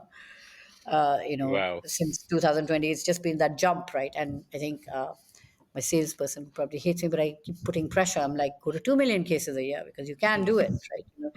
He's like, you've got to be crazy. But I said, no, we can actually, because, here we are sort of jumping in one of our prime markets to perhaps look at was Assam as a market. It was an incredible market. We were out of the market for 5 years. We went into it, I think, in 21. Yes, I think in 21 it was. And we started from zero. It's probably never happened, I think, for most people and most companies. We went from zero to 60,000 cases a month in 1 year. So Wow. 5,000, 10,000, 15, like literally jumping, jumping, jumping, jumping, and huge jumps every month. And so there are certain states, and we said, what are the lessons here? That we can learn from this, because God is an amazing model. So can we sort of take this model and now replicate this model? And I think we're trying to. I don't know if it's successful or not, but we're trying to actually replicate that model in another state of ours. What are the lessons there? Like, what caused that massive growth? So I think it was a lot of it was also a team, the strength of the actual sales Okay. team. It was partial COVID. So a lot of teams were not going out. This team was actively going out and selling. It was the width of distribution, which I talked about. It was Right. the placement, and it was the team going there, making sure that that visibility in that shop is there. Like, you put something there and you walk away and you don't go there for 3 weeks. That's not what they were doing. So they were Right. going back, making sure that, because the poster's life cycle is what? It's 3 days. Yeah. Yeah. 3 days, Yeah. right? Right? Yeah. Right. That's what the Right. shop poster is, right? So you've got to build all of these life cycles, and they were very strong in terms of what they were doing. Of course, there was certain marketing support that even our franchise partner was giving them, beyond their sales schemes and things to retailers. But a lot of that actually really really helped. So we've got. I mean, my head of sales has got like a list of about 20 items that he scripted in far more detail, and So let's see we action essentially, it like now. operational excellence is what Absolutely. If you're drives. looking, You just have to consistently do the boring things every day. yeah, absolutely. And you need the team to be able to do it. So right, when you are, I mean, how do you make sure that that guy, because you're sitting in a corporate head office, or you're sitting in Punjab, or wherever you're sitting, right, who is sitting in Rajasthan or Telangana, and that sales manager is there, is actually driving the team and getting it done. So I mean, I know like these days now they have, Salesforce has that app, geographic mapping, because how do you know he's saying I'm making these visits as part of his route? How do you know he's actually doing the visits? Right. right? Because he's not actually selling something at that time. All he's doing is going and having conversation and seeing that everything is the way it needs to be, right? Most of it is not a sale thing that day. So how do you know that? So it's seeing all of that that sort of went on. But yeah, but I mean, I think the Jagjit, for at least, thank God it's done, and I can live another day and say, okay, I was not that generation. I, uh, I want to ask you one more. Like, do you typically base your decisions on gut or on data? Like, how do you decide? so let me say that. So I love data. I am a huge fan of data. I love technology. But data is not always available. And so, for example, Like, you're in in a data dark industry. I'm in a I Compared. mean, it's not. I wouldn't say data dark, but it's data delayed, latent. Everything is latent over there, right? Okay. But if I look at the startup world, or Swanrose, where the clean beauty. I mean, we get data because we are on e-commerce, so we're getting data pretty quickly and fast, right? Almost But real time. almost real time, you're getting that. So that's the biggest contrast and comparison that we have, right? We get it over there very, very quickly. So a lot of our decisions are based on that. But there is something, what I call emergent. It's called emergent strategy. Like, we may have a strategy, but there's instinct and data that have to work together sometime. I will never contradict data, but sometimes if data is flawed or not visible, or you don't trust the data, the instinct is definitely playing out. Because again, there is something about data. We all use this lovely word data, but who is analyzing that data? What is that data? Who is collecting that data? All of these things, credibility or hygiene of data hygiene. What is that? I mean, all of those things matter, and we see this happen time and again. So one has to be very, very, conscious of what you're actually doing with the data. So I think it plays off both. But I would say that generally in life, my instincts, touch wood, I think for me have been pretty solid. Uh, if I do lean into them, in business we look at data, but a lot of my decisions will come from just pure instinct. I think the instinct of COVID, the instinct of sanitizer, all of that was instinct. That was Yeah. driven by Yeah. You had instinct. you had no data about COVID I coming, had about no data. I building had up no data inventory. there. Yeah, that was Absolutely. So pure gut. that was pure gut, right? And but the story for me was past pandemic. When countries go into war, past pandemic, what and which other industry that survives?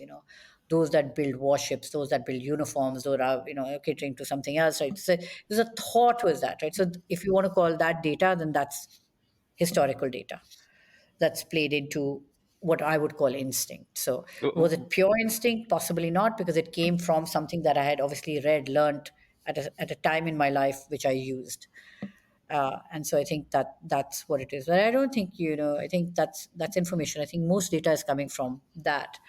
But Just Human became Swanrose Inc., and that became the sanitizer, and it was great whilst it happened for that 1 year. But eventually, even with the startup, we were like, So the this is not. sanitizer was called Just Human, the The 24-hour sanitizer was called sanitizer. Just Human.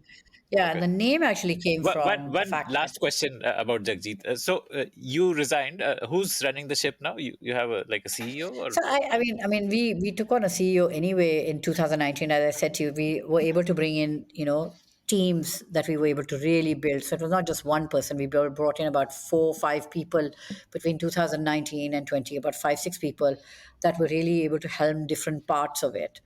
And from there on, it's been sort of going. So I've been working with him, but every year I've taken one step backwards because I felt more comfortable with the Right. role being played out the right way. So I know where today I can give input and where I don't need to give input. And operationally, uh, I have done X number of years there, and I'm like, okay, so it feels solid. Like he's there, you know. today we are looking, for example, succession planning is happening today, in terms of the organization. We're looking at different things like, what can we do with the single mall? So I'll play those roles at different levels, but I won't play it on an operational level. I do literally a once a week meeting to just sort of 90-minute meeting. There's another thing that we've basically implemented in Jagajit. It's called the Entrepreneurial Operating System (EOS), and it's very sort of process driven, very sort of prioritization goals, company goals, individual goals, metrics measured every week. Because if you again, some these are things that we never did. Like, you don't measure it, you don't know what you've achieved or what you haven't achieved. And so a lot of these things which we put in now. So I attend that one meeting, that 90-minute, which gives me a look at exactly what is happening. And beyond that, I really don't need to do too much. I'm like maybe participating half an hour, if at all, 40 minutes a day on Jagajit today. The rest of my time, my next 12, 13, 14 hours, actually, I would say for the last year, has been Swanrose, because it's also six products in personal care, significant amount of products. Yeah. So tell me about the Swanrose journey. So you started with Just Human as a sanitizer. How did Yeah. that? And you said you launched in the US also. We did. We launched because actually the technology came from the United States. So Okay. the antimicrobial coating technology was US based, and so Were you launch means exporting from India, or was it you had a no, no, local no, no, no, partner, no, no, like a no, no. We contract? were we were we were manufacturing in the US. You So set we up did your this. own Yeah, manufacturing. we did it during COVID. We did everything was virtual. So we found a third party manufacturer. Okay. We sent our formulation to them. We sent bottles from China. We did the whole mapping of this all virtually during COVID. And we started in India, it was alcohol based. In the US, we wanted to do non alcohol based in India. Cost was too high. We also didn't know whether people would, believe it at all. So we said, let's just take it to. So we did the non-alcohol version in the US, and we did both countries, Amazon and our website. But as we were doing this, the thought was also there, right? COVID was it was a response to that, but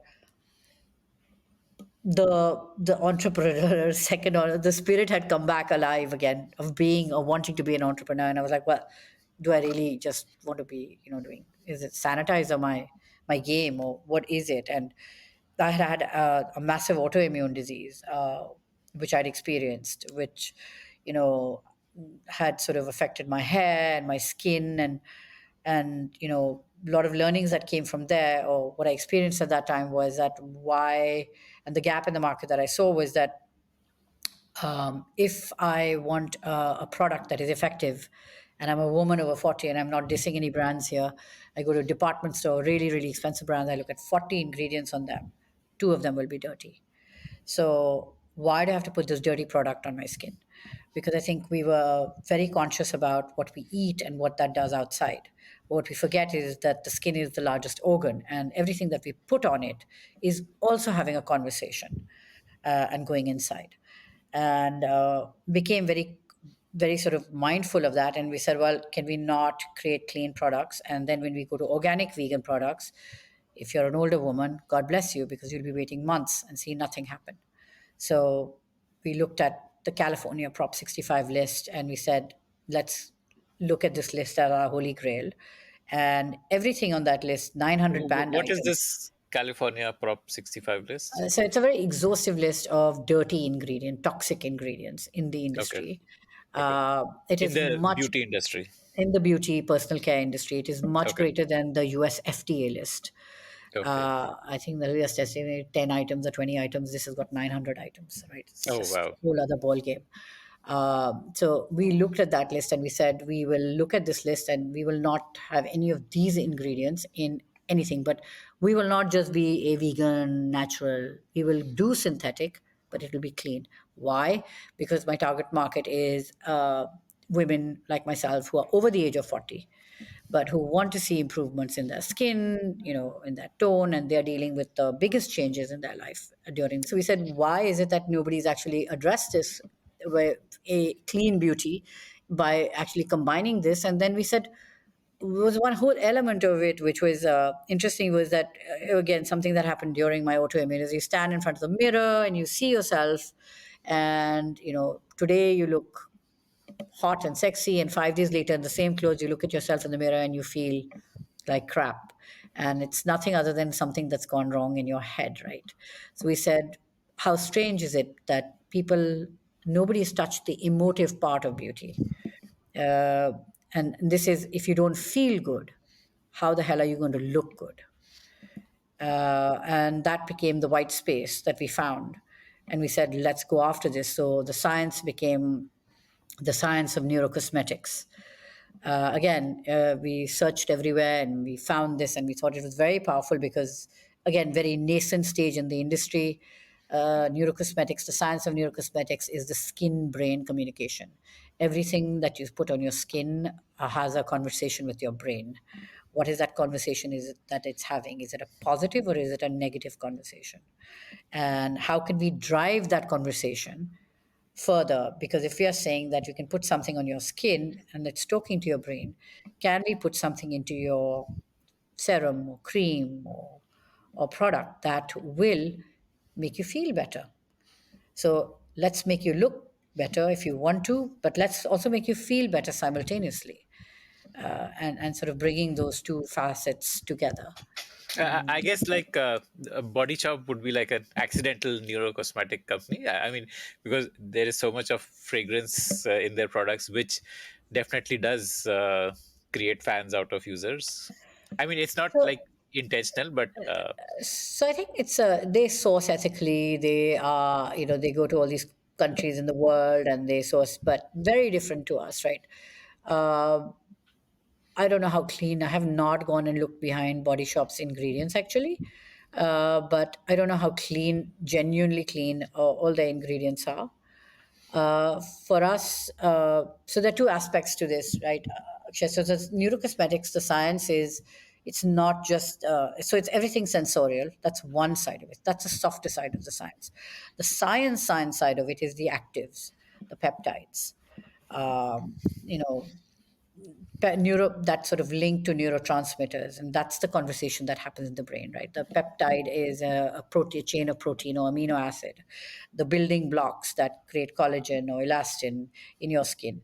So when you put peptides for a 30-year-old in a cream, or a 35-year-old, to what I will put for someone who's 45 or 50, will be completely different. It'll be a much stronger peptide, because I know that woman at that age versus that age needs a very different potency to give her or drive results, because our whole claim is that we believe every day matters. And looking and feeling good is should be something that you experience every single day. So it's about empowerment, and to do that you can't be waiting for 3 months to see results.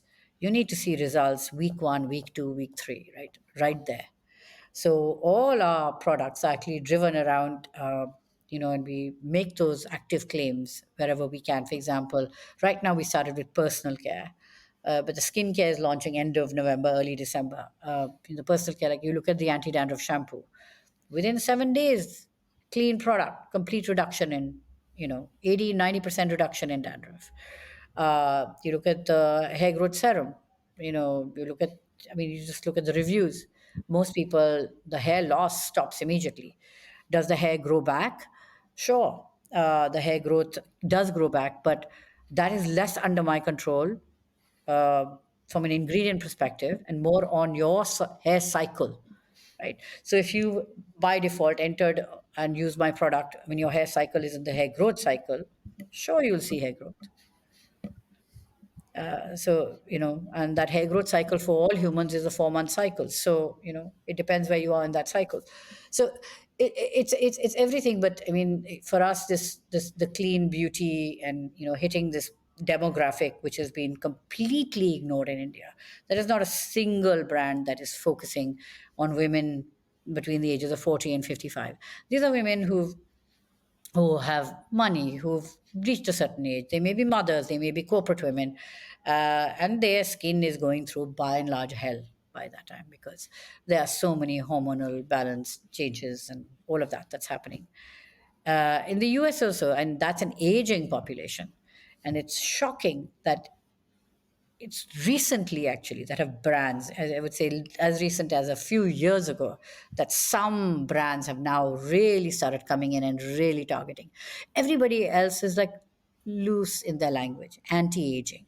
Well, anti-aging is just too vague, right? Right. Yeah. Yeah.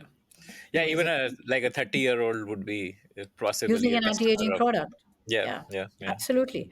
Everywhere because your skin starts aging from your late 20s, right? So technically, you are going to use an anti-aging product any which way. So In terms of pricing, and you would be competing with, say, like a body shop kind of a pricing point, uh, like premium pricing. no, we are premium. So our shampoos and our personal care ranges between, in India, it's about between 1100 for a 250 ml to scrub is at 1800, the hair growth serum is more expensive, so it's somewhere in that 1100 to 18 1900. Different products are falling in that segment, but that's personal care. The And skincare is who going to are be the much other more. brands in this range? Like who? So we don't we look at them not as our competitors because they're in our price range. Karma, Forest Okay. Essentials, Okay. Okay. Amino, 82 degrees east, they are sort of in our segment, but not from a concept, not from a science, not from anything. Right. Right. We Okay. are very sort of, we are actually country agnostic. We believe that we should just go to the country where you get the best ingredient for that, if it's a concern or cause. So, even though we are Swanrose India is Indian, we have a US entity called Swanrose Inc. We've launched in the US and we've always considered ourselves, again, a global company. And we manufacture in the USA again, uh, so that we get that made in USA label. We are manufactured in Portland or Oregon at a third Okay. party manufacturing for the USA. We manufacture in India for India. Our formulations are crafted in California, identical, identical So formulations. your R&D team sits out of California. Yes, our formulators actually we have one team sort of in California. We have someone in Europe, and we also have in Korea. So we've also tied up recently Korea, and we will also be manufacturing skincare in Korea because And Korea is also a large market for beauty products. it is. Like But this. we're not using it as to sell. We're not going to sell in Korea. We are going to actually sell. Our market for Okay. is USA and India, our two focus markets. In Okay. fact, for us, our primary market is actually the United States, Okay. So which is you're in not Korea even for the India. talent. Like Korea has the talent for creating products. We are in there for two things. So, Korea has a very short innovation cycle. Okay. So all our products, a lot of people in the industry, as you can see, there are hundreds of companies that have joined. Uh, they go to a third party manufacturer. The manufacturer will have formulations.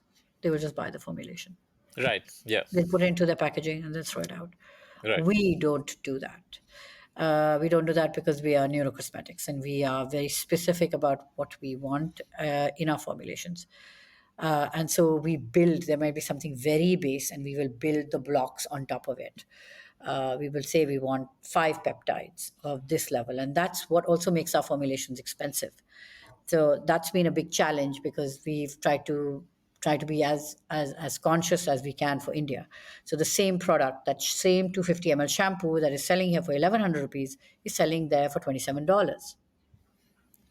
And About the double. skincare, and the skincare will show even more of a disparity, right? But it's the same skincare that is coming to two countries because I think most important because we saw this earlier, like a lot of brands that came to India shortchanged India in the sort of branding that they did. So they had the same brand that was there, came to India, but somewhere the formulation was different. Right, right. You're talking about the mass market, like the Niveas and I'm talking all about a these lot of MNC Vaseline. brands, actually. I'm not Yeah, taking any names. I'm not going to take yeah. any names, but I'm talking about a lot of No, no. I MNC mean, brands.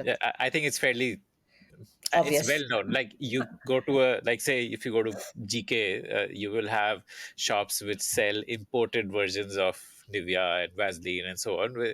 It's the same product which is sold for one fourth the price in a neighboring shop, the Indian version, but the imported version sells for 4x the price because people know that there is a difference between what is sold in India and what is the same product from another Yeah. country. So that's not true of ours, right? So actually, our products, I remember we were categorical. I was like, there's just no way, whether it's packaging or whether it's ingredients, it's the same thing. India is getting exactly the same thing as the US is, and sometime maybe in the future. I don't know. Today, it was important for us to have a made in USA label to really establish us as a global company. And I think we would have been known as an Indian company if we did in manufacture in India. But maybe over time, you know, maybe over time we move our manufacturing to India and just keep it here and then Once the brand export is here. established, And right? once it's established, because actually it's the same ingredient and it affects my gross margins, right? I Yeah. have really brilliant gross margins, but obviously it cuts into it because US manufacturing is much more expensive than Indian manufacturing. What kind of revenue are you doing in US and in India, which is a bigger? Obviously, US price points are higher, but just from a revenue perspective. So we just started there. Actually, we started that two Okay. weeks ago. Okay. So very early days for us Right. over there. It's just this is October is going to be our first month in the Okay. US. Actually, it was supposed to start simultaneously. We ran into issues with our manufacturing, really locating and finding a good manufacturer, and that's why we got delayed in the US. But the fact is, it should have actually started in April in both countries, and it didn't. So this was delayed because of that, but we have started there, and we'll see what it does over there. Oh, Here, I will just say this to you that we actually started from, let's say, if we started in March from a zero base here in terms of revenue, and we have grown roughly about 30% every month, and we continue to grow. So the product market fit is seemingly really good. Customer retention is really good.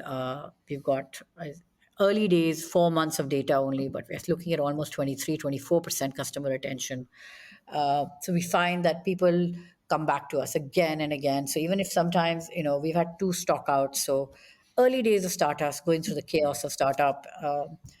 But you're seeing that, if something, one product is not available, that customer is coming in back and buying another product. wow. So Okay. I think the brand is speaking to them louder than anything else is. And I'm personally really, really excited about the skincare, which is actually coming out later this month. And that's a made in, we tried to do that in India and we could not. So that's a made in Korea product.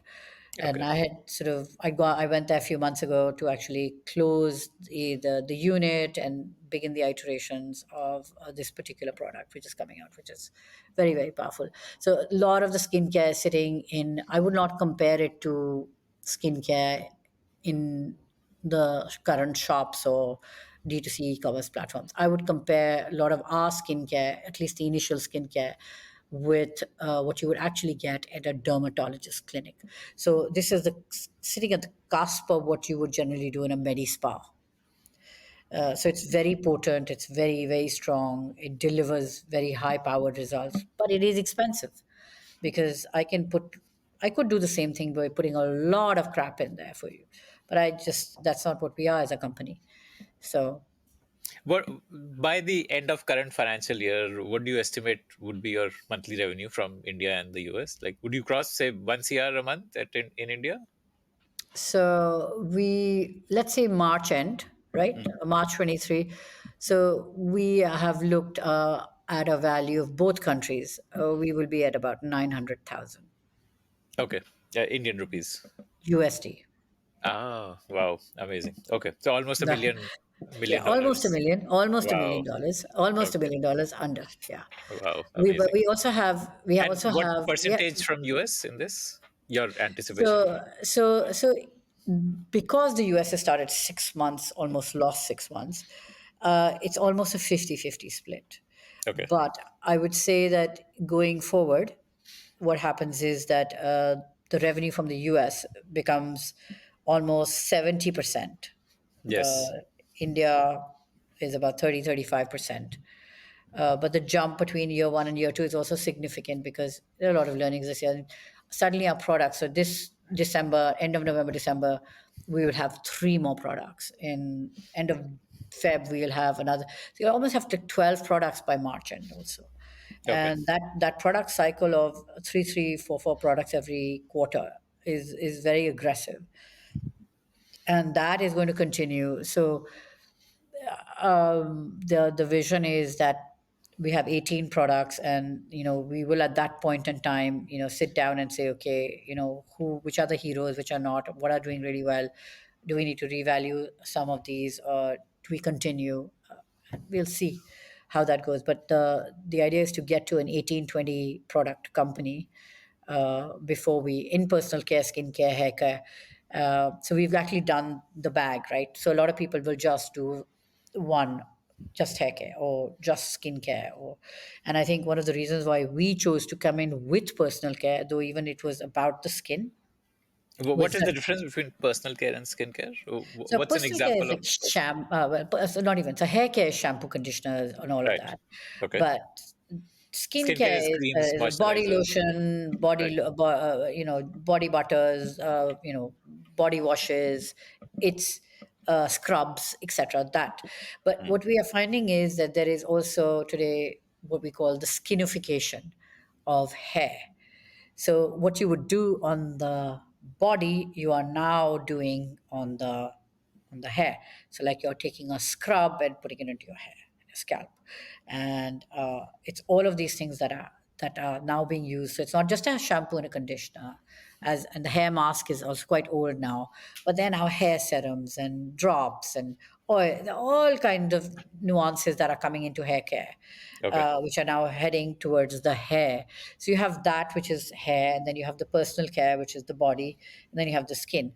For us, I think What is personal care? Some uh, so, examples. so your body wash scrubs Okay. would be body butters, body lotions. That would all be personal care. Okay. And skincare, what is? Deodorants. Okay. Did you see that everything that you're using on the body is more Mm. personal care?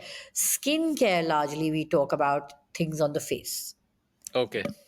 Got it. That's Okay. the differentiation. To So remove black circles around the eye or like. no, it Uh, could be a day cream, a night cream, a mm. serum, acne, face oil, Okay. yes, dark circles, sure, of course. It could be anything, but related to you're putting something on your face and that's becoming your skincare routine.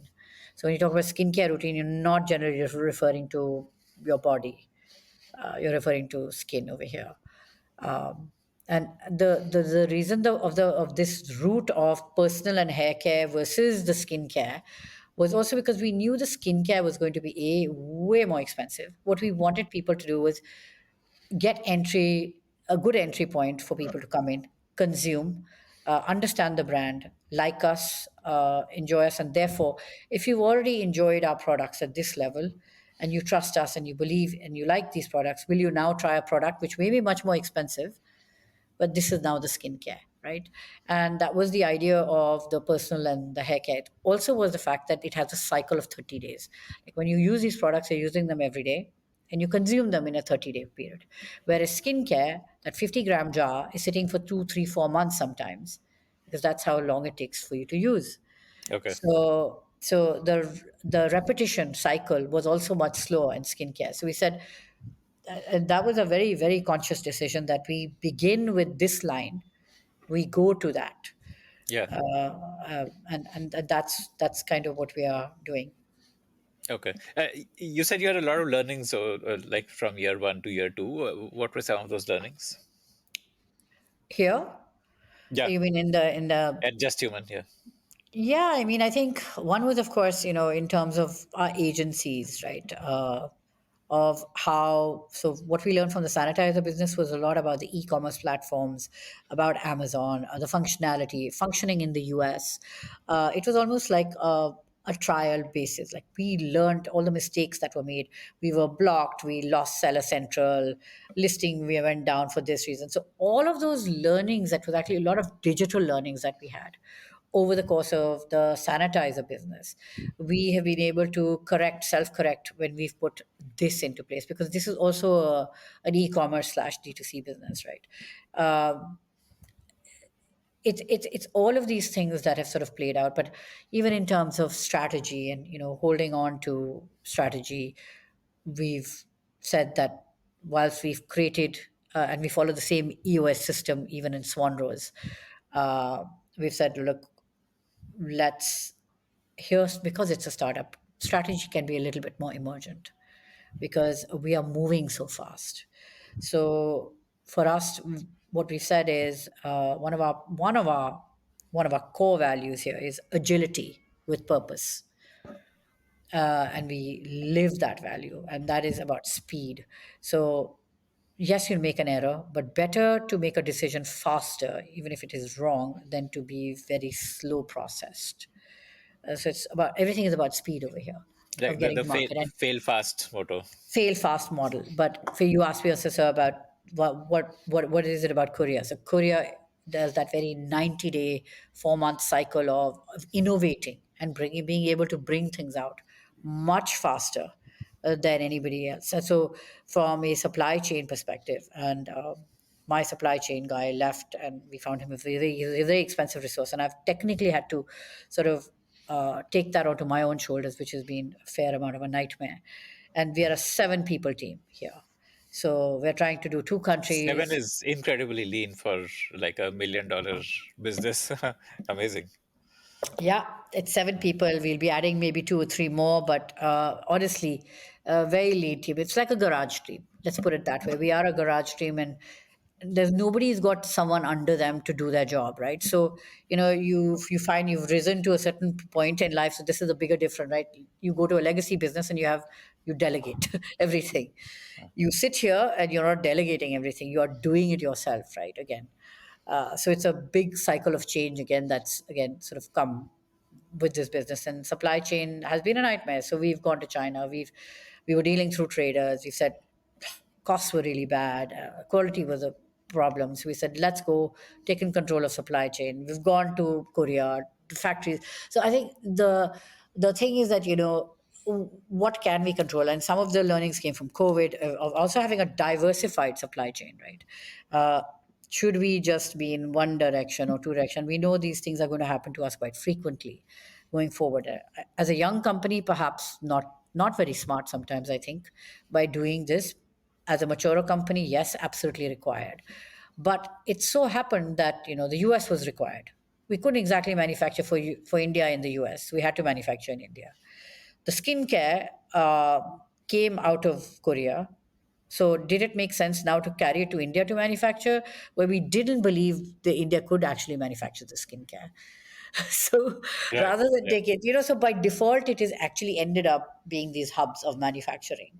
But it's played into what we need for the moment. And yeah, In it's a couple of years, what do you see Just Human as? Like, do you see it as becoming something like like a body shop or something like that, like a global company with a global presence, retail stores all over, or is it like going to be pure online? And what do you see it as?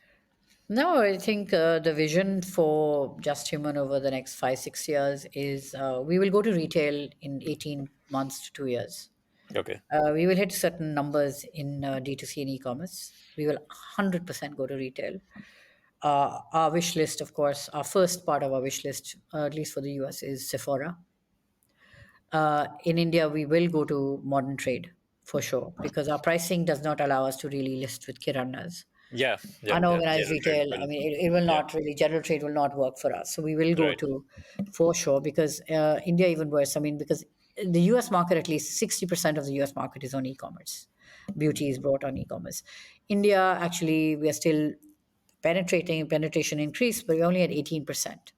Okay. So India is still sort of growing. I think people are still nervous about putting their credit cards in, and all of that still continues in India. So you look at your cash on delivery. Like I was hated doing CODs, Hmm. but we found that it's actually necessary here completely. You have to do CODs on Right. delivery. Because it's a low Uh, trust market. yeah, it's a low trust market. So it's over brand building and takes time, I think, for you to create that. So, but yeah, it is absolutely go to retail. In a big bad way. That's very very important for us. The vision for us is very clear as to where we'd like to be in 5 6 years. Our revenues, take massive jumps in year three. The retail outlet reach is really just that pushes us really to a whole different level as a company. Our gross margins also, today we sit at India is about 74%. The US is about 81%. I know that having brought all the supply chain under our own control, and the moment we build out our inventories, right? Today we are saying charge us more, but we don't do more than 5,000 units. China will not even do as it is. That's a big fight. They want you to do 100,000 pieces, not 5,000 and 10,000, right? So I Okay. know that over this year we will actually be able to, also those relationships are building, and we've already got better pricing than we were getting from our traders. So we know that goes straight to our bottom line. So we know our gross margins are already going to stand improved by March 10 15%. So where can we take it? So I mean, it's the learning was this also. So the sanitizer, because there was a price issue, there was COVID, our gross margin was only 48%. I will never do that again. Uh, uh, I want to understand this as someone who's an outsider. When you hear 80% gross margin, as a consumer, the first thing you think is I'm being ripped off. no. What is the difference between your gross margin and what you actually make as a profit? So that's not my net margin. That's my gross margin, right? So, Mm, for mm, example, I mean, today's start to year one, right? I'm bleeding as a company, right? Because I'm spending on marketing, I'm spending on supply chain build up. I'm bleeding. I'm not. That's not like so. I might have a gross margin. What it basically means is that eventually, as a company, I will do well, right? Yeah, So once it's the economies of scale kick in. once the economies of scale kicks in. So, for me, for example, a consumer looks at me and says, hell, what they need to look at me and say is that, my God, what is she giving us, right? Is she giving us a good product? Is she giving a product that works? That's the most important thing. At the end of the day, for me to exist as a business, to employ people, we are carrying fixed costs, you carry variable costs, we pay factories for production, we have marketing budgets. Amazon takes, let's just put it this way, platforms take 30 35% as listing fees, right? Yeah, If right. you if anyone thought it was free to be on Amazon or better than being in retail, Yeah, yeah, think yeah. again, right? Okay, so Mm, you're mm, paying that, and that's just to be present. That's not then to show an ad so I mean, it's different. Your EBITDA margins are very different to your gross margin. Your gross right. margin is the health of your business at one level, which is Mm, one level. Now mm, everything else drill down. What is your net margin coming to, mm, right? mm. So we are expected to break even next year. Wow. We break even. So it's a very quick break even, and that's only because again we've tried to keep our company healthy, because we know that there was a time when people were just, what's the point? We'll die if we don't have good margins, right? What are we doing the business for? So Mm, this was a big learning for me from the sanitizer business in terms of our gross margin, because it really, we did great sales, but we bled. And there was no way to stop the bleed if our gross margin was low. So if you're in the e-commerce business, you need to have an average gross margin of 70%. okay, very Average. If interesting. you're lower than that, you are going to be wiped out sooner or later. Mm, So most tech companies, software and all, will have about 100%, 90, 100% gross margin. mm. And that's just the way you need to be structured to survive the business. It doesn't work in any other way. Mm, So it's not like interesting. you will end up with a net margin and that's, you're being ripped off. No, not at all. Mm, It's all these other costs which have to be accounted for. right, right, right. But, so 5 years down the line, what kind of revenues do you see yourself doing? So we are looking at, we're looking at a valuation, and this is our goal. 2028, 28, 29, we've looked at a valuation of about $1 billion as a company. And And that's which what would we are be working like towards. So the whole 100. team is working towards it. Uh, This is a number that is on our deck, and this is a number that we see at every single meeting. Every single human being in our company sees that number. but And there's a goal, valuation is so subjective, right? I mean, valuation is in the it's a eyes of the multiple. investor. No, it's a multiple. It's a multiple. So, which Okay. means your revenue needs to be. This industry has multiples of anywhere between 3x and could be 3 to 8x, depending on Okay. when you are. So, there was a time earlier, if you look at like some of who we consider competitors, for example, in the US, would be a company like Drunk Elephant. Okay. Tacha would be a competitor for us, right? But not direct. Tacha is probably the closest competitor to us because she talks about this whole, this field of science. She doesn't talk about the science, but she talks about the skin, brain, this sort of whole sort of connection. But Okay. she's sitting at one level, but more from the aroma and the lighter, the softer side of it. We sit Okay. on both sides of it, so it's different. But you look at them, they were both sold in the last 3 years. One at 891 million after 6 years. The other one also sold. She was likely Tasha is old, I think, a 10-year run. P&G bought her, and I think one was bought by Unilever Ventures. So it just depends, like who, what. So, Some, but you another need to company. be at least like a 150, 200 million revenue to hit Yeah, a you need to be at least a billion. 200 million revenue. Yes, you would need to be at a Okay. 200 million revenue.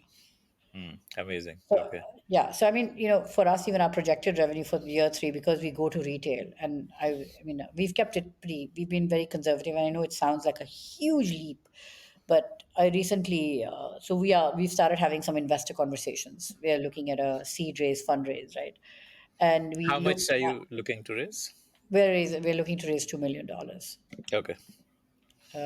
So we're having, and this is one of the, so this is about an investor who knows the business and who doesn't know the business. And this investor actually said, "Why are you only at 35 million in year three?" Okay. So I was Right. like, you know what? Honestly, you're absolutely right. We actually, when we did the numbers, they were higher, but we purposely dumbed down the numbers because people look at us in amazement and say, "How can you be?" Right? So to not get questioned on your credibility, we crashed the number. So, so he says, but you'll be doing this revenue in this year. And I'm like, thank you. We believe that. Yes, we do. We are in alignment, but we can't show that on a deck when we are presenting to people. But we can get there. And the understanding of something, we also believe like something like the science of neurocosmetics is where the science of the microbiome world was 15 years ago. And the US market is ever ready because they will be able to understand it faster, Yeah, grapple with early it faster. adopters. Yeah. Early adopters, right? So we do believe that, even that in terms of education or getting or reaching, uh, and of course, they still have TikTok. Right. Yeah. Beauty Yeah, influencers. Yeah. Okay. correct. We don't have TikTok. So influence is a Yeah. big part of this, right? Beauty ambassadors, beauty influencers across the industry. I actually find some of them, are real time people. Sometimes somebody, it doesn't even have to be an influencer, goes crazy because they've had such an incredible experience with our products and they've come out and they're gasping about it. And you're like, okay, this works even better for us. Because I think an influencer at the end of the day, everyone's gotten tired of some influencers, right? It's just it's just too much of just selling, and that it's not necessarily genuine. Whereas if it's just someone who's used your product and they might have 2,000 followers, right, or 500 followers, but the fact is, if they've used your product and then they've put it out because they've loved something, well, much more power. I mean, so TikTok has replaced Facebook as the way to market to the US audience. Well, Facebook has anyway been a slightly dying medium, right? I mean, Meta is it's a bit aged. Uh, it was for exactly the demographic that I'm targeting. In fact, they Yeah, still 40 are the ones plus. that are, yeah, they are the ones who are actually are present on Facebook. But everybody else is, I think, dumped it, gone. a long, long time ago. So. Amazing.